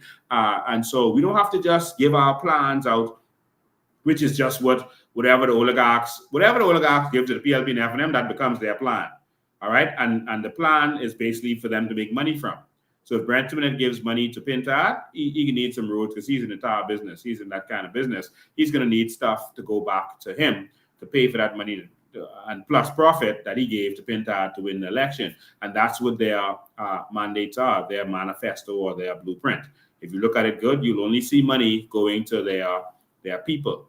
But we need a different kind of thinking. We need a kind of thinking where we do things to benefit the people. A total transformation, a system change. Someone called me, and this is what I say. People go in these WhatsApp group and they make these statements, but they're not really listening or paying attention. I had one gentleman, he had a question for me. I told him, call into the live so everyone can benefit. I'm not going to just do a voice note just to you to answer a question. Call me during the live, and I'll answer your question to the Bahamian public. And basically, they want to know how we're going to deal with outside forces telling us what to do. One, they wanted to know what we're going to do with the king, because we're still under the king. We're still under the king on paper. There's this perception out there that we pay taxes. And there's a guy called Len who asked me this question. So Len, this answers for you, even though you didn't call in. He sent me a voice note from someone else, to be straight. They want to know about paying taxes to the king and what we're going to do to get from under the king. And I made it clear that the Bahamas doesn't pay any taxes to the king. We pay zero tax to the king. I don't know why people make up these stuff. Stop saying things without any kind of proof or documentation. We're not paying anything to the king. As a country, we're a sovereign nation now. We're not paying to the king. The king is a titular head of this country, but he's not being paid anything from us. Okay? So we just want you to understand that. That's the first thing. They don't own our natural resources anymore. They used to, but after 1973, we own our natural resources. That's why the governor signed, I showed you the documents, and I can show you again if you need me to, where our aragonite was given to a company, all right? To be able, not given to, but to be able to mine aragonite, not a sole thing, but they could mine aragonite. And the governor signed that on behalf of the Queen. But after 1973, Ingram signed a new deal for aragonite, all right, with Myers and them. And Ingram signed that. So not the governor anymore, because Ingram signed on behalf of the Bahamian people. You see the difference? Our natural resources are not owned by the Queen. Otherwise, Bahama Rock couldn't be benefiting from that. All right. Before I go on, I just want to play this little clip for you. I just want to make sure we continue to keep educating you. I just want to play this little clip from you from Vaughn Miller. We actually found him. Vaughn Miller is alive. All right. He's alive. And I want you to hear from Vaughn Miller because I think what Vaughn Miller did to the Bahamian people is sick and disgraceful. He came out with all this information, and now we can't hear from the man. Ladies and gentlemen, Vaughn Miller. 20 for the past 16 months, 119 individual shipments of limestone, including limestone sand, was identified. 10 vessels transported the limestones, which are owned by 2 shipping companies. The shipments went to 11 seaports. Collectively, 4 companies were the recipient of the limestone shipments. GP Aggregates Terminal, some 40,400,000 kilograms of limestone. DuPont, some 89,514,340 kilograms of limestone. Kinder Morgan Terminals, some 313,480,000 kilograms of limestone.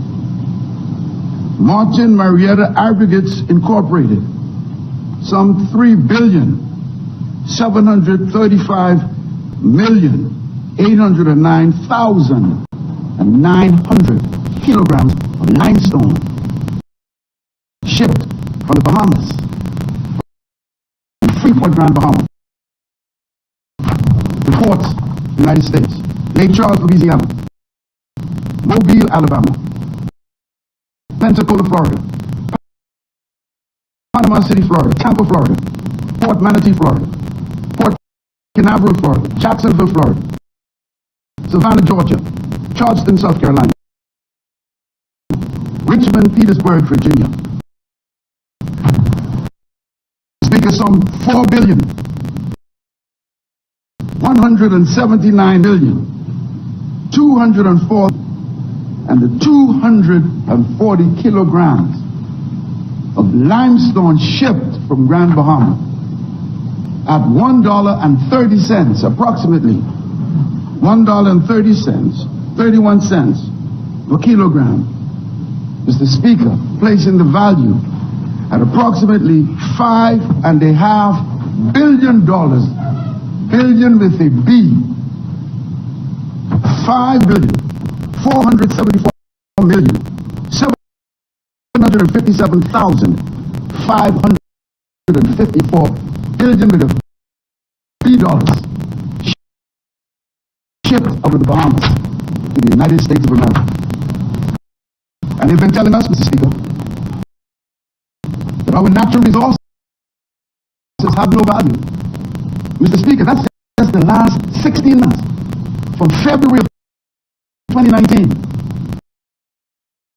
to June of 2020, almost $5.5 billion limestone shipped out of our country. Mr. Speaker, how long has this been occurring in our country? Aragonite from Ocean Key, salt from Inagua, limestone from Grand Bahama, sand yet, Mr. Speaker, no sovereign wealth fund. In Grand Bahama, people are living in the vehicles, living on beaches, living with family members, living with friends. Many have to relocate. Partially, Mr. Speaker, because successive administrations have not seen the value and importance of a sovereign wealth fund. All the time they were mining aragonite on Ocean Key. Could have been an industry for us. Limestone. Could have been still been industry for us. Salt. Could have been an industry for us. Our fresh water. Could have been, it can be an industry for us. Our pine forest can still be an industry, a viable industry for us, Mr. Speaker, from our natural resources. And so, Mr. Speaker, I appeal to Bahamians to open their eyes and see what is happening right before us in broad daylight. We have no natural resources, value nothing, but yet, Mr. Speaker, in the last 16 months, we exported limestone from Freeport, Grand Bahama, to a value of approximately $5.5 billion. How much of that went to us, Mr. Speaker? How much, Mr. Speaker? How has it affected in a positive way the people of Grand Bahama? How has it affected in a positive way? I'll leave that there because his voice actually offends me now, because he had all of that to say. When he was in opposition. Well, he was in government at the time, actually. But now he says nothing. McAlpine had a lot to say while he was in government. After government, he's gone absolutely quiet, not fighting for the people. It's like only when it benefits them politically, they speak out. And so, since government is finished, now I guess with election coming back up, you're going to hear from some of these people. They're going to pop back up and say, hey, when I was in government, I used to say this and that. Now vote for me, and I'll say it again for you. But him, McAlpine, all of those persons who were speaking, remember when Andre Rollins used to have all this to say until he was out of power? That's how you know what's going on. Let me go to the phone lines. Good afternoon, you're live. Hey, good afternoon, Lincoln. Yeah, man. Yeah, you must have been sitting in one of my chairs in Prince William, man, because we share the same views. Like just now, you say you can't stand the voice no more. That happened to me too with Barry Christine. Every prime minister since then, I can't, especially Fred Mitchell, I cannot stand the sound of their voice. I turn off the minute I see them. But I didn't call you for that. You mentioned that Pintard was a poet, right? Yes. Well, I'm a poet myself, and you heard one of my stuff, because you just quoted it just on your show just now. Oh, wow. That's why I call it. The song is called Mommy No Light in the Kitchen.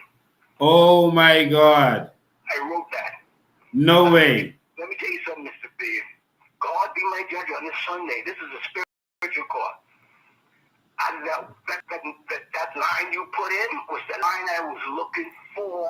I couldn't figure it out. Mommy, no light, no light. Because that's basically Asian dialect. They'll say that. Yes. Right? It rhymes. I didn't want to say mommy, no light, no rent. But that was the point, right? Yes. I also wrote a song called Amdi Baba. And people would say, no, Ali Baba.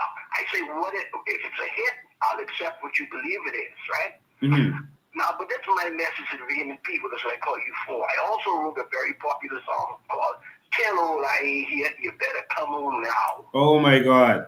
And great job. The vehement people, you all better come home. You've been led astray. Yes. Come home. Forget these weird PLP and F&M. They're not that anymore. They're just colors these days.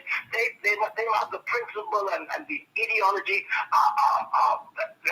that started that party or those parties, I should say. Yes. So I just wanted to say that.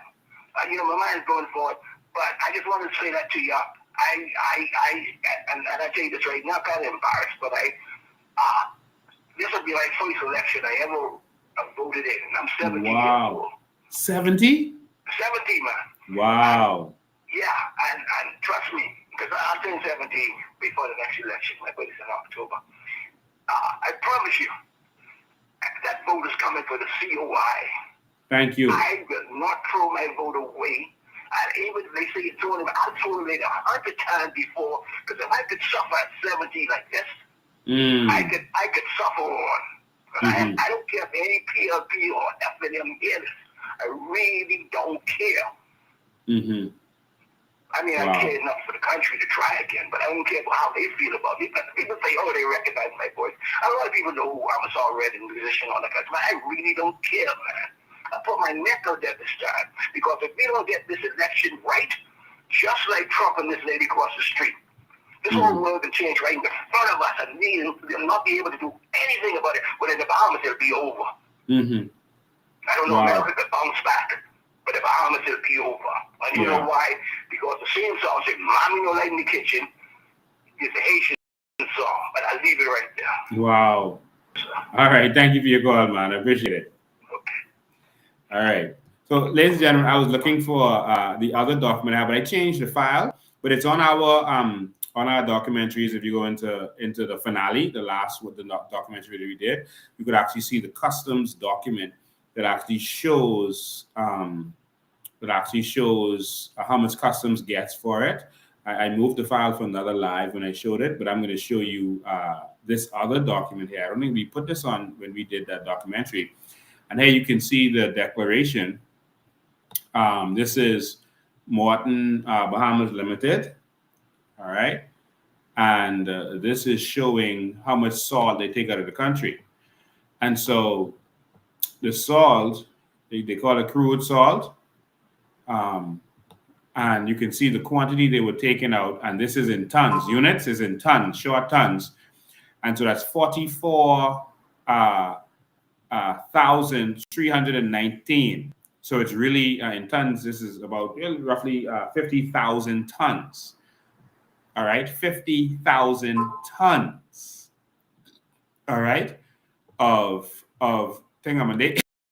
They put a little value on it of $494,000, right? So that's the value they put on that. But the value really is $300 million.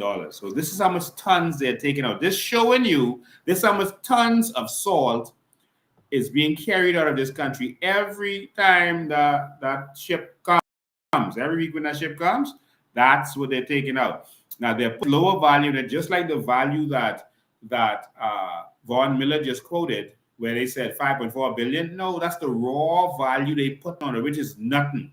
That's not what it sells for after. All right. That sells for much more. It could sell for 10 times as much, which could be 54 billion. It could sell for twice as much. It will be basically 11, 12 billion. And so it could sell for more.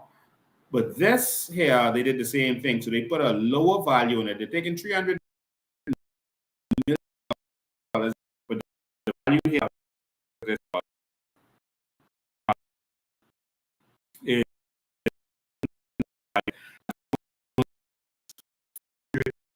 not 500 is all we get. That's it. And so there's money for the Bahamian people. It's just that our governments are not interested in us benefiting from what belongs to us. There's a lot there that we can benefit. People are telling you what is impossible and how this can't be done and the next thing can't be done. But there's a lot that can be done. A lot. I'm going to share on WhatsApp a document with me and Maria going through our natural resources and what's going on. But right now we've become a failed state. A failed state. That's what we've become. We've become a state where we're now in a state where nothing works. I want you to hear from the people from Inago, then I'm going to let you hear from Buju Banton.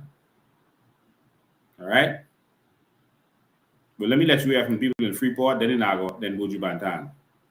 Stay tuned. come and throw a party or a ball or whatever they did in Freeport where the people suffering. That tells you those people are heartless and soulless. Let them know. Little lion. You see the song got no love, no love, no love in them hearts. You see them God. No love in this world. You could throw a ball at an island that's been crying for years and years and years, gone through those hurricanes, people lost homes, some people's houses are still unrepaired, and all of that, and you could come throw a ball in the people's face, and you got the PLP supporters, or they're singing and dancing for their supper. That's all they're doing. That tells you how heartless and how they're not in touch with the people. No love in them hearts. You see them God. No love in this world.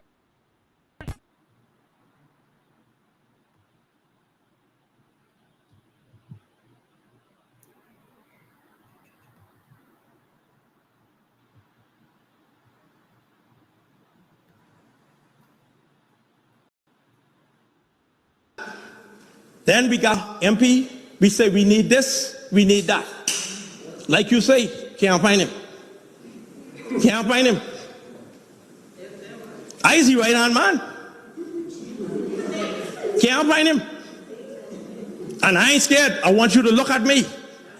I am not afraid of you or nobody else. We need some representation in Inagua.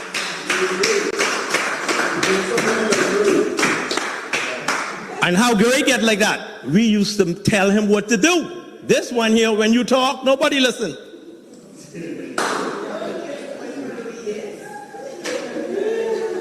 So look here, talk it to the MP. I have to get it off of my chest. Nobody listens. These are the things called in Nassau. Oh, Brave is my godfather. You see, let me know results. We are sick, tired, and fed up. Inagua need some changes. So look, who we talking to? It's cheaper we go join them Haitians? Because we was talking to them. This is almost 3 years now. I can tell you all right now, nobody in Inagua make $1 or $1.50 yet from the PLP getting power. That's right, this is me, Leopold Mullings, talking to you. It's a crying shame what we're going through. But I don't want to talk all in here. We've been treated too bad in this island. Our stuff is costly all around. Everything comes from Nassau. We have to pay freight. We have to pay VAT. We have to pay extra on everything. So time for this to change. Inaguans deserve better. We deserve better. Now I'm going to bring you to Debbie Piper. Good evening. I know after this meeting I'm going to be victimized, and I don't care. The government... Come on. And we have another situation again. We have dentists. We don't last the dentists being in Inagua. What happened to the dentist? All those dentists in Nassau. Why we can't have one come down like how we used to every 3 months? Come on. We deserve more in Inagua. We vote just like everybody else. Yes, we get different parties, but come on. You all need to pay more attention to Inagua. You all need to pay more attention to Inagua. We have situation that is happening here. People just are tired. They are tired. And guess what? And I have some of my executive team here that they could attest to that. Some of the things that the government is lacking off. Come on, Inagua deserve more. Come on, let's show that say Inagua deserve more, Prime Minister. Prime Minister Davis, we deserve more. To look forward to, nobody to turn to. You call on the government, nobody there. It's like we don't even have an MP. We being neglected. But soon as the Haitian comes in, everything what they ask for, they get. We live here in tax and can't get nothing. Can't get nothing.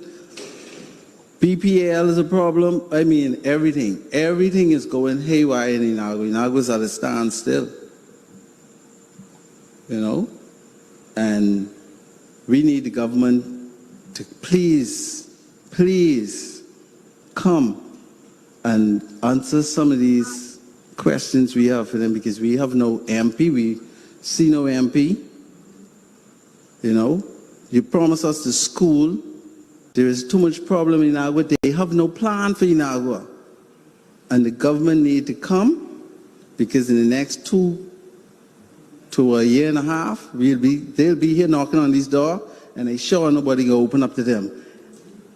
Left or right, I don't call no name. You know, you all know who's left or right. Who's elect them?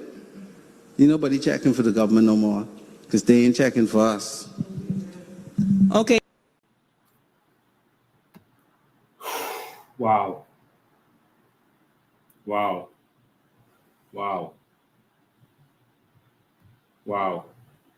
The country has devolved into a complete and utter failed state, and there are persons who I'm going to play something by Buju, but I forgot he is using obscene language in that one, so I don't necessarily want to I'm going to play that. Brylan,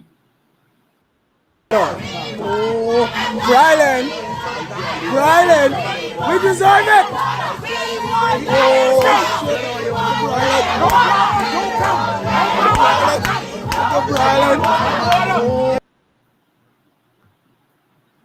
So I'll take you back to what I've been flashing on the screen all this time.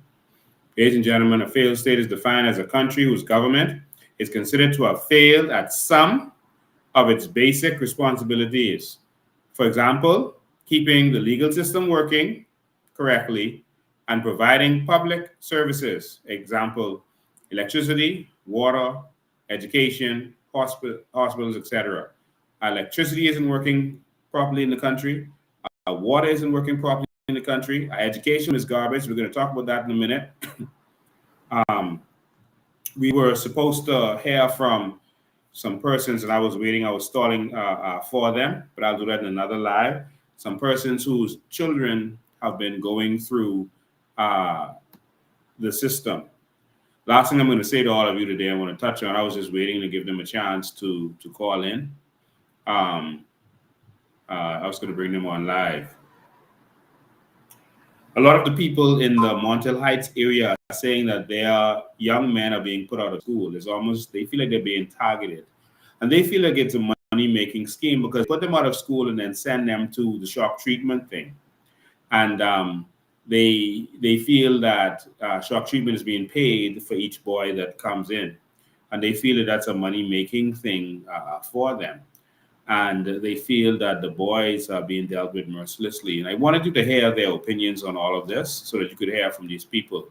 One lady introduced me, and this is Montel Heights, the Minister of Education's constituency.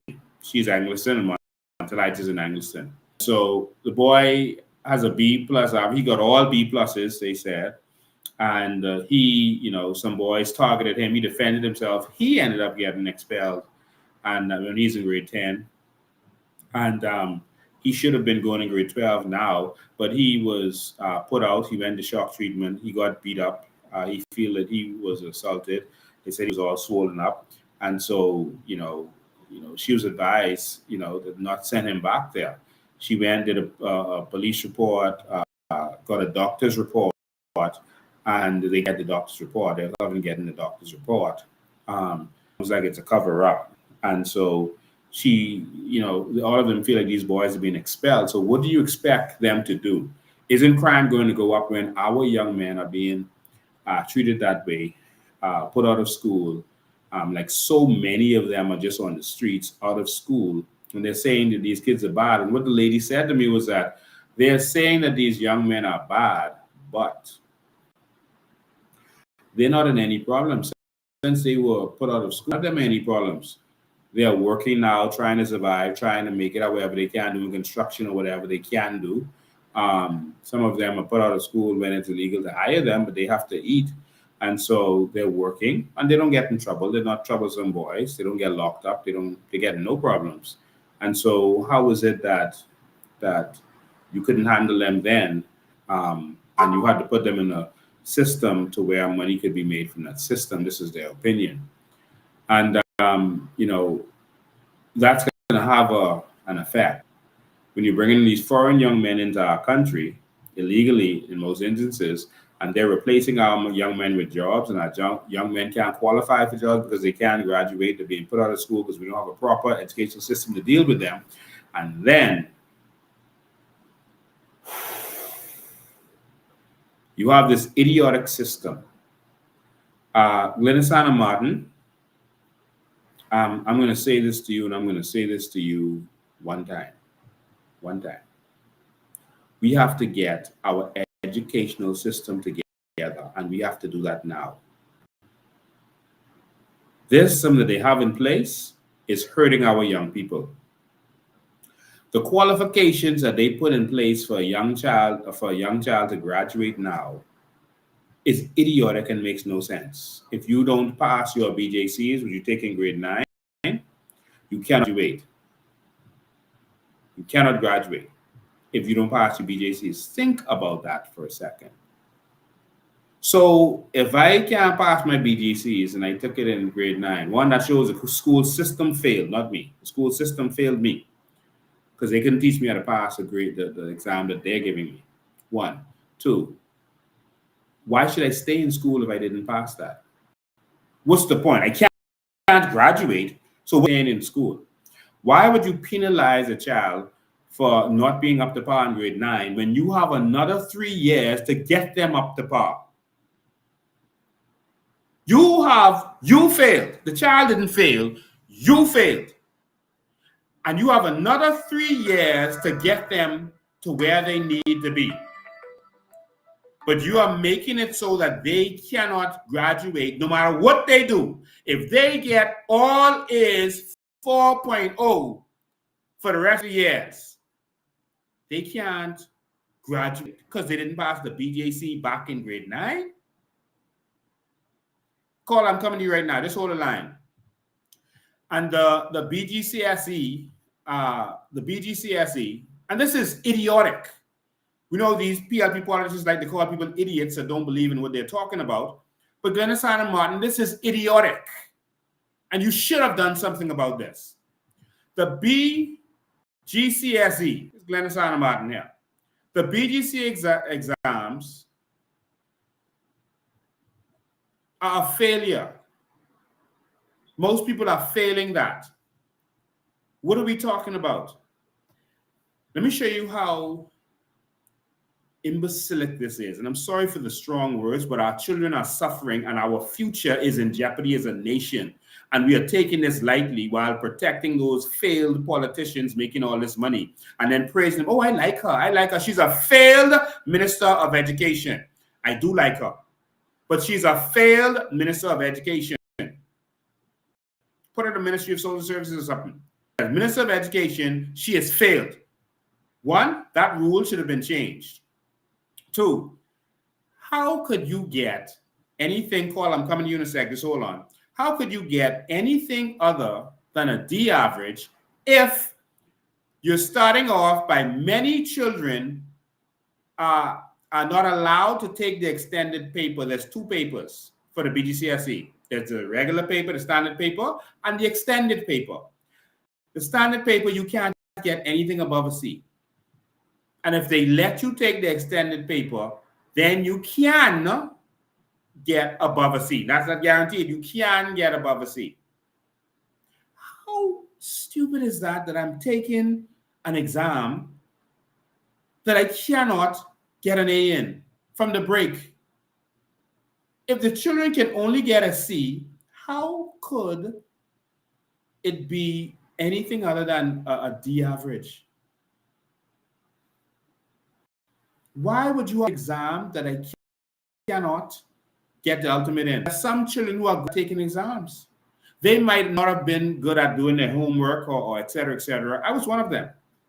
My daughter's just like that. I was so busy doing so many things because I have a lot of gifts and talent. I was doing a lot of things. I was track. I was doing martial arts, music, singing all over the place. But I wasn't really concentrating on homework and stuff. But you put me in front of an exam, I'm going to ace that because I have a high IQ.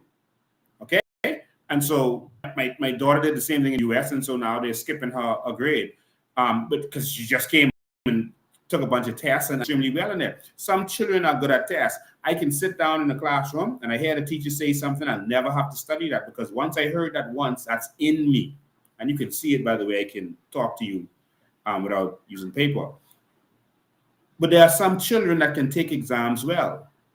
Give them that chance. They still know the same amount of information. Give them a chance. Give us an exam where the child can get an A.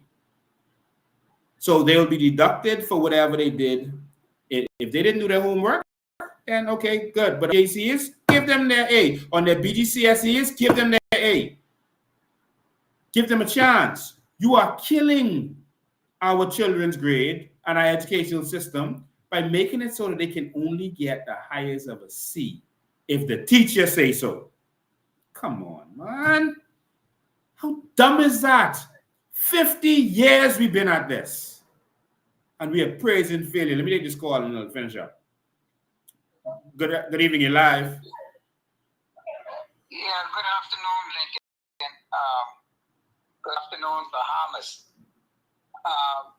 First of all, let me say this.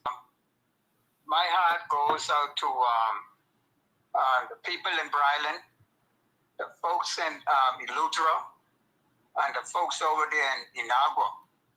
I mean, we all had an incident where BEC went off for a couple hours, and that was torture, and that was only one night experience. Wow. So just imagine what those 3 islands are going through. I feel their pain. I feel their pain. And let me just another thing I want to say. This situation in school where young men and young women having problems. Now, I speaking from my experience in school, right? Those students that are very slow, what they need to do is set up a program in these schools whereby they have a weight class, like teaching mechanics and electrical and carpentry and stuff like that. Because every young man and young woman have a gift, Lincoln, like you say, a gift and a talent. Now, thank God that's what saved me. I had a gift, I had gifts, I had talents, but didn't know until someone came to my rescue and encouraged me to move from where I was and learn a trade. So my trade that I took up was carpentry. Now, thank God I knew how to read and I knew how to write. But the other things is catching on, all these different things, and what the people, the youth back in the day, they could go and just learn these things and become good at it. But I was very slow, me and a few others in school. And thank God that was an example. A friend came to me and said, "Man, look, come work with me. I can teach you a trade." And now I went on that job, learned the trade. It took me about little less than 1 year to get things done, to learn some things and to go out and do it. You see? I think I have to say this. Some young men and some young women is good with their hands and not good in learning. You know, they do their stuff with their hands. So if we had programs in school to teach these young people when they come across them and find out, look, at this person can't go nowhere, he ain't learning nothing. Take him and put him or her in a school of teaching how to do things with their hands. And I guarantee you, we would not have had this big problem in our country. That is true. With young men out they can't find a job because they get to do that job. You see? Yes. I speaking from my perspective. I was there. Yeah. And now I have put myself out there, and people get to know me. And I am able to. I'm wishing for myself. Thank you, caller, but I gotta run. All right. We appreciate you. Thank you, man. You know, he is correct. Call you live. Go ahead. I just had to call back in here. Let me tell you what happened in the education system. There's something called classification. You classify persons. This is what I think they need in the educational system. You have you look at a group of persons and you put them in different. When you classify them, you put them in different areas. For instance, everyone don't have the brain. Like what you said, some persons they can run exams and just kill it. It's not that the persons who some persons go an exam wrong and they cannot pass the exam, but they really know it because when they get in that wrong, they get, really everything becomes fall for them. But what they need to do, this is a suggestion. What they need to do, Mr. Bay, we don't need no more school building, no more schools. What we need in this country is all the young men and young women.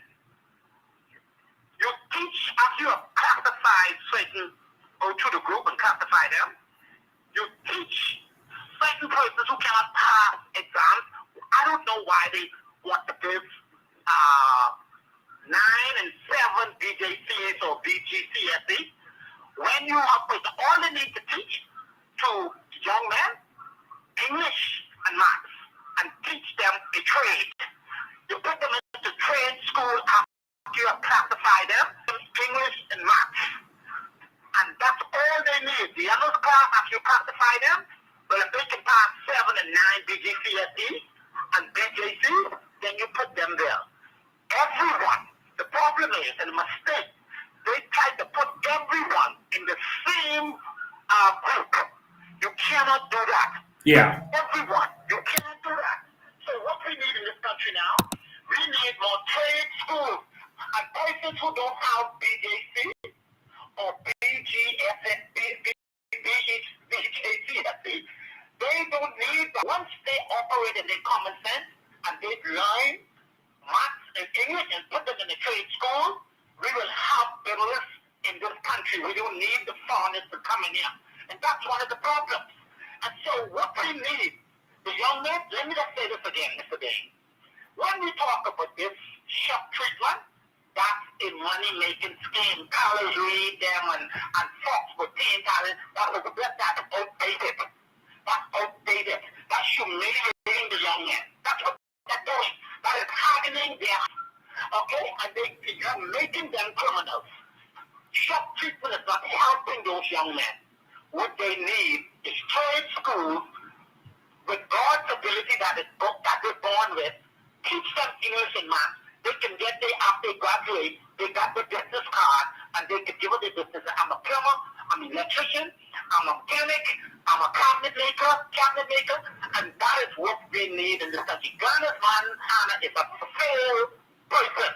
She knows nothing about structure when it comes to education. License don't run country. See, people always talk, oh, she's a nice person. Niceness does not run country. What run country is common sense. We must be, and I hope the COI be a party of common sense. That's what we need.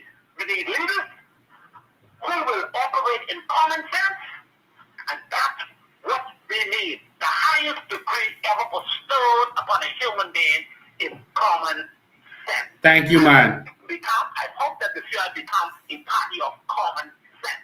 Thank you, man. I appreciate you. All right. And so the education system has failed. And if you look at our education system that we're going to put in, it's on our website. Some modifications are going to happen that when we bring out Vision 2030. but everything is right there. This is our website, by the way. We're making some changes to it as we go. But this is our website.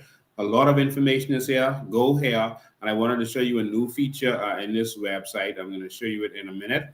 So, but if you scroll here, you will be able to see certain information to learn more about different stuff, become a member. Candidates can apply on here. We have some information on the front page about our leaders now. And so you can go there and get information about me, the deputy and the chairman. And so there's a lot of stuff on there that you can get. Like I said, there's people having questions about, what's Lincoln mean? What has he done? Like, they're like trying to compare me and Pintard, I guess, for some reason. There is no comparison. And I say that humbly. I've done a lot of things and a lot of things for the common man while not being interested in politics, not interested in it at all.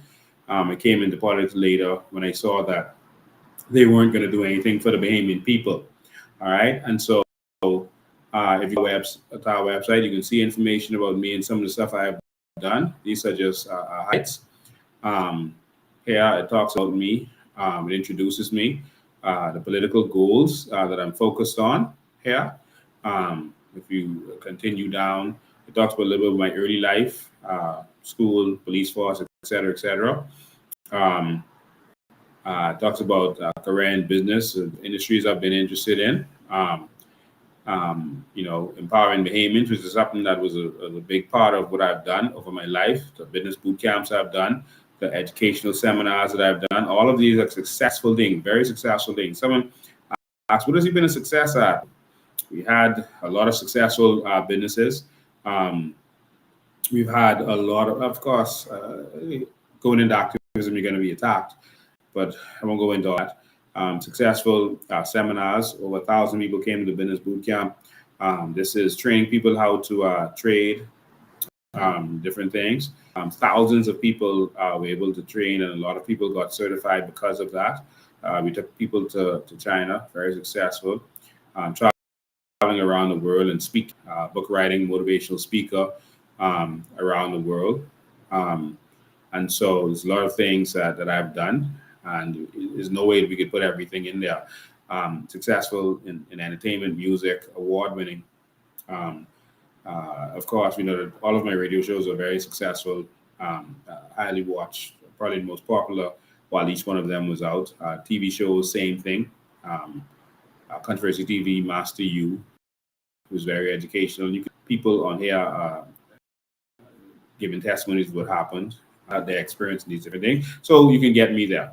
All right. But now there's another tab up here that I want you to see right here. You go up to the top so you can see where I am. So this tab right here, you still can't see it. It's called News. And so what we're going to do is after every live, so that Monday morning, that's Sunday night or Monday morning, you're going to be able to go right here. And you're going to be able to, the whole live will be there, but also the documents we talked about in the live is going to be there and a little write-up. All right. And so our team is going to be all over that. And so you'll be able to go here and make comments. You're able to click right here and you can place comments on any of these. Okay, hold the line, call. I'll get right with you. Just hold the line one sec. And so you'll be able to click on here and make comments. Put your comments on there and be a part of what's going on. So on the side here, you'll be able to have categories. So we just tested this out last week. You see different categories. So if you want to see all the stories on corruption, all the stories related to airports, or any family island, you can just go to the categories and see what's going on. If it's on your phone, you have to go to the bottom to see it. On the computer, you can see it on the side. You go back to news. So you'll be able to see the different stories, videos, and then you'll be able to see documents like the NIB one we did with misappropriation there. You can see where NIB was paying out money to pay for equipment, etc., at clinics, which is ridiculous. So if you need to get documents to put in your WhatsApp group or talk to your family and friends, the documents will be right there for you. See, I'm clicking to go to the next document. And so that's how that works. And so NIB spent millions on derelict mansions. And so here we have a little bit on that. And then we have all the documents. We have the what do you call it? The conveyance with the documents. So you can see the conveyance. You can see the actual derelict mansions that they spent our money on, and these are still derelict, and they're paying security companies for these derelict mansions still. Look at that. Wow, this is shameful. All right, and that's why NIB is so high. And so all the documents, pictures. So if you need, because if you WhatsApp group, then it'll eventually disappear. Because it's behind. But this is a resource, so you're going to be able to come here and get all information that you want or you need. All right. So NIB in the executive page, so they did see the document right here. So that's what we're going to do. So the documents that we talked about today, any little clips that they want to put from the live. So the little clips will be there. So the city market staff thing. So right here, you can see a clip from it. This isn't the whole live. The clip from it is going to be there. And we're going to break our lives like that too. So where I was talking about, so they'll have a clip with CIBC, then they'll have a clip about, we talking about BEC, et cetera, and see all the documents. So it's going to be right there. All right. And then if you want to do a search, just go to the side. So everything with NIB. So if you want to see all the NIB articles, boom. And this is so we could educate our friends and family. Now we have a resource. So we call it the news. So this is the newsroom. So you can go to the newsroom and get all of these. This is really our Freedom of Information Act.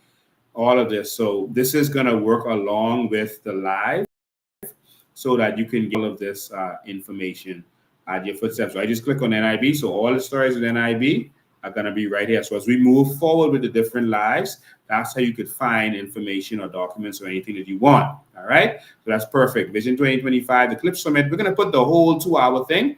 It's just that when we did the Vision 2025, I just want you to understand that we had a problem that day with electricity. You can see in the video, I was sweating like crazy, and it was raining hard. You could hear the rain in the background. Someone asked me if I was doing this in the sauna while this was going on. It still must go on. So we were having problems with electricity, and it was raining. And so I was trying to rush through it, so I misspoke with some stuff. But we're going to put the whole thing there. We went back and edited some stuff, and that's why we just put the clips. But we're going to put the whole thing in there. So you could be able to watch the whole thing and get an idea of what we're talking about. But the clips from the video, the Vision 2025 is there, and you can contribute to it, the vision. So for the things that we have put out, you can see the vision for education, tourism, or whatever it is, energy, or whatever it is that we're starting to put out. You can get all of our documentaries. Many of you have not watched our documentaries. All our documentaries are right here on the website. All right, they are right here. So the first one, Bahamas Sand with Modern Gold. All of them are right here. Land Pirates Part 2, Part 1, and Part 2 here. So Land Pirates Part 2 is there. All of the documentaries are right here that aired on what do you call that? Beyond Airlines. So they're right here. You can go and watch them at any time. I advise all of you to go and watch these, get your information up, and get ready for the Bahamas. All right. So I just wanted to breeze through that. Our website is going to be transforming, and use these resources when you're talking to your friends and family. You'll see it right here, or and also my Facebook page has a lot of information. You can go in there and search for whatever you want, and so you can go in there and search. Like you want to pull up a video. Oh, when Lincoln was in his career, I don't see that video. Just go in my Facebook page, click on search. Not to search the whole Facebook. You can go in there and actually search in just the Facebook page, and put up Miss Curry or put up Curry, and it'll show you everything related to that. If you want to see one of our protests, you put up CARICOM or whatever, and there's a lot of resources there. All right, so you can take advantage of that. All right, so someone says yes, to make Vision 2025 a whole 2-hour show. I'm going to do that for you. All right, so we're going to do that. We're going to line that up and make that a whole 2-hour show. Vision 2025 is actually, I think it's 3 hours long or 2.5, something like that. That was during the lockdowns, and we had plenty of time on our hands. So I may have to break that up for you. But hey, we did 2.5 hours today, so we'll see. All right, I may do that next week. We'll see what happens, depending on what's going on in the country. So I saw this thing going around with Buju Banton. I was going to play it because he's cursing, and he's talking about he doesn't care about politicians. They are the ones who's screwing us. And that's right after he did this picture with Brave, all right, and did a song for Brave.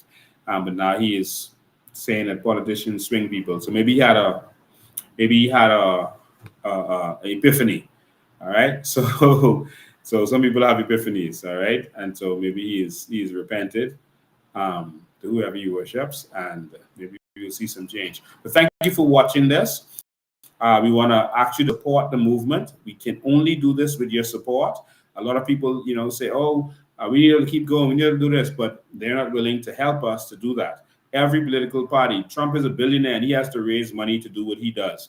All right, the Democrats are millionaires and billionaires. They have to raise money to do what they do, and so this is how you do it. You have to fund the movement. If you really believe in this, you have to make this happen. All right, all of us have to come together to make this happen. Brave don't spend his money to pay for campaigning and elections. All right, Minister was to spend his money, and Daddy spend his money. If it's something you believe in, then you have to make it happen. It's that. All right, and so again, this is how we do it. Don't pay attention to trolls. The word on the street, Fred Mitchell told his trolls to go in all the WhatsApp groups and just start rowing and throwing dirt and mention a bunch of nonsense so that they don't have to talk about the issues. They don't have to talk about what's really going on. And so that's what they're doing in the groups to get you to say, you know what, I'm not arguing in there with them all day, because they realize the WhatsApp is a very important medium of getting messages out there. So Fred Mitchell was smart, actually, and he went in there and told his trolls to go in there and just start rowing and cussing. And then the people who won't give information, they go in and say, man, they're coming out of them groups because they only rowing and cussing. And that's going to break up you putting the information out there. Don't run from them. You understand? Do not run from them. That is a political tactic to get you discouraged from fighting. Do not run. Go in them groups and ignore the nonsense they're running on with and put the fact. Talk about what's really going on. Expose the corruption. Someone says, why are you always talking about the bad the government doing? Let's hear about what y'all doing. We do both. We give vision. We answer questions. We allow you to ask us questions about what is going on. And so we do both. Our vision is on our website. You can go there and you can see that. And anytime you can call in and we can explain everything that's going on to you. We are working, and you're going to see our think tanks are going to ramp up again. We're just waiting for because everyone is traveling, for summer to finish. On top of that, get ready to see the candidates. I'll leave it there. We're going to start putting your people out to you. All right? It's time. We have to go and take this country back. And so when we begin to give you your candidates, we want you to come out and help them. Come out. Support them. Walk with them. Help them in every way they can. All right? So thank you for tuning in. We appreciate it. Now, this is that time of year where the politicians go into each community and degrade the Bahamian people by having them stand on lines like they used to stand on lines in the 30s and 40s for government cheese. Stand on lines to get books and backpacks, etc. The fact of the matter is that's your money. So don't think the politician is nice or did anything for you. That's your money. All right? You gave that to them. That's your money. All right? And so they're not doing you a favor. That's yours and it belongs to you. So don't think that they did anything for you and your family. That's your money. Please remember that. All right? And so one, you're paying them, go for the community, and two, their money. Jesus. And so we call on politicians to not take pictures of persons in order to embarrass them. We don't need that.